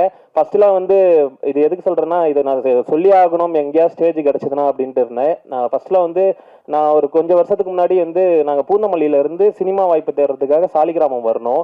அப்போ என் ஃப்ரெண்டு சொல்லுவான், மச்சான் நம்ம சாலிகிராமத்தில் ரூம் எடுத்துடலாம், அப்பதான் ஆடிஷன் சீக்கிரமா வரும், ஏதாவது கூப்பிட்டாங்கன்னா டக்குன்னு போயிட்டு அட்டன் பண்ண முடியும் அப்படிம்பாங்க. இன்னைக்கெல்லாம் வந்து அது கிடையாது. இன்ஸ்டாகிராம்ல இருக்கியா அப்படின்னு தான் பாக்குறாங்க. கண்டிப்பா சாலிகிராமங்களையுமே நிறைய பேர் இருக்காங்க, கூப்பிட்டு வாய்ப்பு கொடுங்க. நான் இது வந்து ஒரு ரெக்வெஸ்டா கேட்கறேன். இன்னைக்குமே ரொம்ப கஷ்டப்பட்டுட்டு எங்க கண்ணு முன்னாடி பார்த்துக்கிட்டே இருக்கோம், நாங்க ஒவ்வொரு நாளும் பார்த்துக்கிட்டே இருக்கோம். கண்டிப்பா அவங்களுக்கும் கொடுங்க, இவங்களுக்கும் கொடுங்க, கஷ்டப்படுறவங்களுக்கு வாய்ப்பு கொடுங்க. அந்த ஒரு விதத்துல எனக்கு கொடுத்துருக்காரு ஒரு வாய்ப்பு, கண்டிப்பா நல்லா யூஸ் பண்ணியிருக்கோம். எங்க டீம் எல்லாருமே யூஸ் பண்ணியிருக்காங்க. வாய்ப்பு கொடுத்த ப்ரொடியூசர், டைரக்டர் சார், அப்புறம் கூட எல்லாரும் பிரிச்சு பார்க்க முடியல. ரொம்ப thanks. Thank you so much. Please support பண்ணுங்க. பத்திரிகையாளர்கள், ஊடக சங்கங்கள் எல்லாருமே சேர்ந்து சப்போர்ட் பண்ணுங்க. மக்கள் நீங்களும் வந்து தயவு செஞ்சு தியேட்டர்ல பார்த்து சப்போர்ட் பண்ணுங்க. Thank you so much. Thank you thank you thank you. எல்லாருக்கும் வணக்கம். மேடையில் அமர்ந்திருக்கும் பெரியவர்களுக்கும் இங்கே வந்திருக்கும் மீடியா மக்களுக்கும் இதை டிவிலேயோ ஃபோன்லேயோ பார்க்குற ஆடியன்ஸ் எல்லாருக்குமே வணக்கம். எனக்கு பேசலாம் தெரியாது, இது மட்டும் தான் தெரியும், என்ன சொல்கிறதுன்னு தெரியல. இந்த படத்தில் ஒர்க் பண்ணதில் ரொம்ப சந்தோஷம். எல்லாருமே எப்படி சொல்கிறது, ஒரு நல்ல படம் பண்ணணுன்னு ட்ரை பண்ணுவோம்ல, அந்த மாதிரி வெயிட் பண்ணிட்டு இருக்கிற டைமில் டைரக்டர் வந்து இப்படி ஒரு கதை சொன்னார். நல்லா வந்திருக்குன்னு நம்புகிறோம். நீங்கள் எல்லாருமே பார்த்துட்டு சொல்லுங்கள். இதுக்கு மேலே என்ன பேசுறது எனக்கு தெரியல. நன்றி, வணக்கம். வணக்கம். This is my first movie. Director வந்து ஃபோனில் தான் படத்தோட டீம் சொன்னாங்க. என்னோட மேக்ஸிமம் கெப்பாசிட்டியில் ஃபஸ்ட் டைம் எழுதியிருக்கேன். உங்களுக்கு பிடிக்கும்னு நான் நம்புகிறேன். தேங்க்யூ. மேடையில் அமர்ந்திருக்கும் திரை ஜாம்பவான்களுக்கும் மற்றும் ஊடகவியலாளர்களுக்கும் என்னோட வணக்கம். யாதும் அறியான் இந்த படத்தை பற்றி சொல்லணும்னா, ஒரு சின்ன மூமெண்ட்டில் ஆரம்பித்து ஒரு பெரிய லெவலில் இந்த படம் முடிஞ்சிருக்கு. உண்மையாகவே நல்லா வந்திருக்கு படம். படத்தில் பாடல்கள்னு பார்த்திங்கன்னா 3 பாடல்கள் தான் இருக்குது. ஸோ ரொம்பையும் பாடல்கள் போட்டு போர் அடிக்க விரும்பலன்னு டைரக்டர் முடிவு பண்ணியிருக்காரு. பாட்டு நல்லா வந்திருக்கு. மற்றபடி சொல்லணும்னா டைரக்டர் எல்லாத்தையும் உங்களுக்கு விலாவாரியாக சொல்லுவார். நன்றி. அனைவருக்கும் வணக்கம். யாதும் அறியான். இப்போ என்னென்னா, அந்த படத்தை வந்து ட்ரெய்லரு பாடல்லாம் பார்க்கும்போது எல்லாமே தெரிஞ்சவோ ரொம்ப நல்லா பண்ணியிருக்கிறாரு. ப்ரொமோஷனில் வந்து அந்த போஸ்டர் முதல்வர் விஜய் அப்படின்ற அந்த போஸ்டர் வந்து பெரிய வைரல். இப்போ கூட இந்த ஆடியோ லான்ச்சுக்கு அந்த கதாநாயகன் அவர் வந்து அந்த சட்டையை பாருங்கள், கொலை பண்ணிட்டு அப்படியே வர்ற மாதிரியே வந்திருக்கிறாரு அவர். அதாவது படத்தின் பெயர் யாதும் அறியான், ஆனால் அந்த இயக்குனர் வந்து அனைத்தையும் அறிவான் அப்படிங்கிறதான். ஸோ இந்த படம் வந்து எப்படியெல்லாம் படத்தை எடுக்கணும், அதுக்கப்புறம் எடுத்த படத்தை எப்படியெல்லாம் மார்க்கெட் பண்ணணும் அப்படிங்கிறத ரொம்ப சின்சியராக பண்ணுறாங்க. இந்த விழாவுக்கு நான் வந்ததுக்கு முக்கியமான காரணம் திருநெல்வேலி தினமலர் எம்டி தினேஷ் அவர்கள். ஸோ அவரோட அதாவது எவ்வளோ உயரத்தில் இருந்தாலும் கால்கள் வந்து தரையில் இருக்கணும் அப்படிங்கிறதுக்கு ஒரு முழுமையான உதாரணம் வந்து தினேஷ். ஸோ அவரது எளிமையும் பண்பும் அவரது அர்ப்பணிப்பும் இந்த படத்தை பெரிய உயரத்துக்கு கொண்டு போகும், வெற்றியடை வைக்கும். அந்த டீமோட ஒத்துழைப்பு, டீமோட இன்வால்மெண்ட் ரொம்ப நல்லா இருக்குது. படம் வந்து சிறப்பாக வெற்றியடையும். இந்த டீம் ஒற்றுமையாக அடுத்தடுத்து மென்மேலும் வெற்றி படங்களை கொடுக்க வேண்டும், கொடுப்பார்கள் என்ற நம்பிக்கையுடன் வாழ்த்துகிறேன். நன்றி.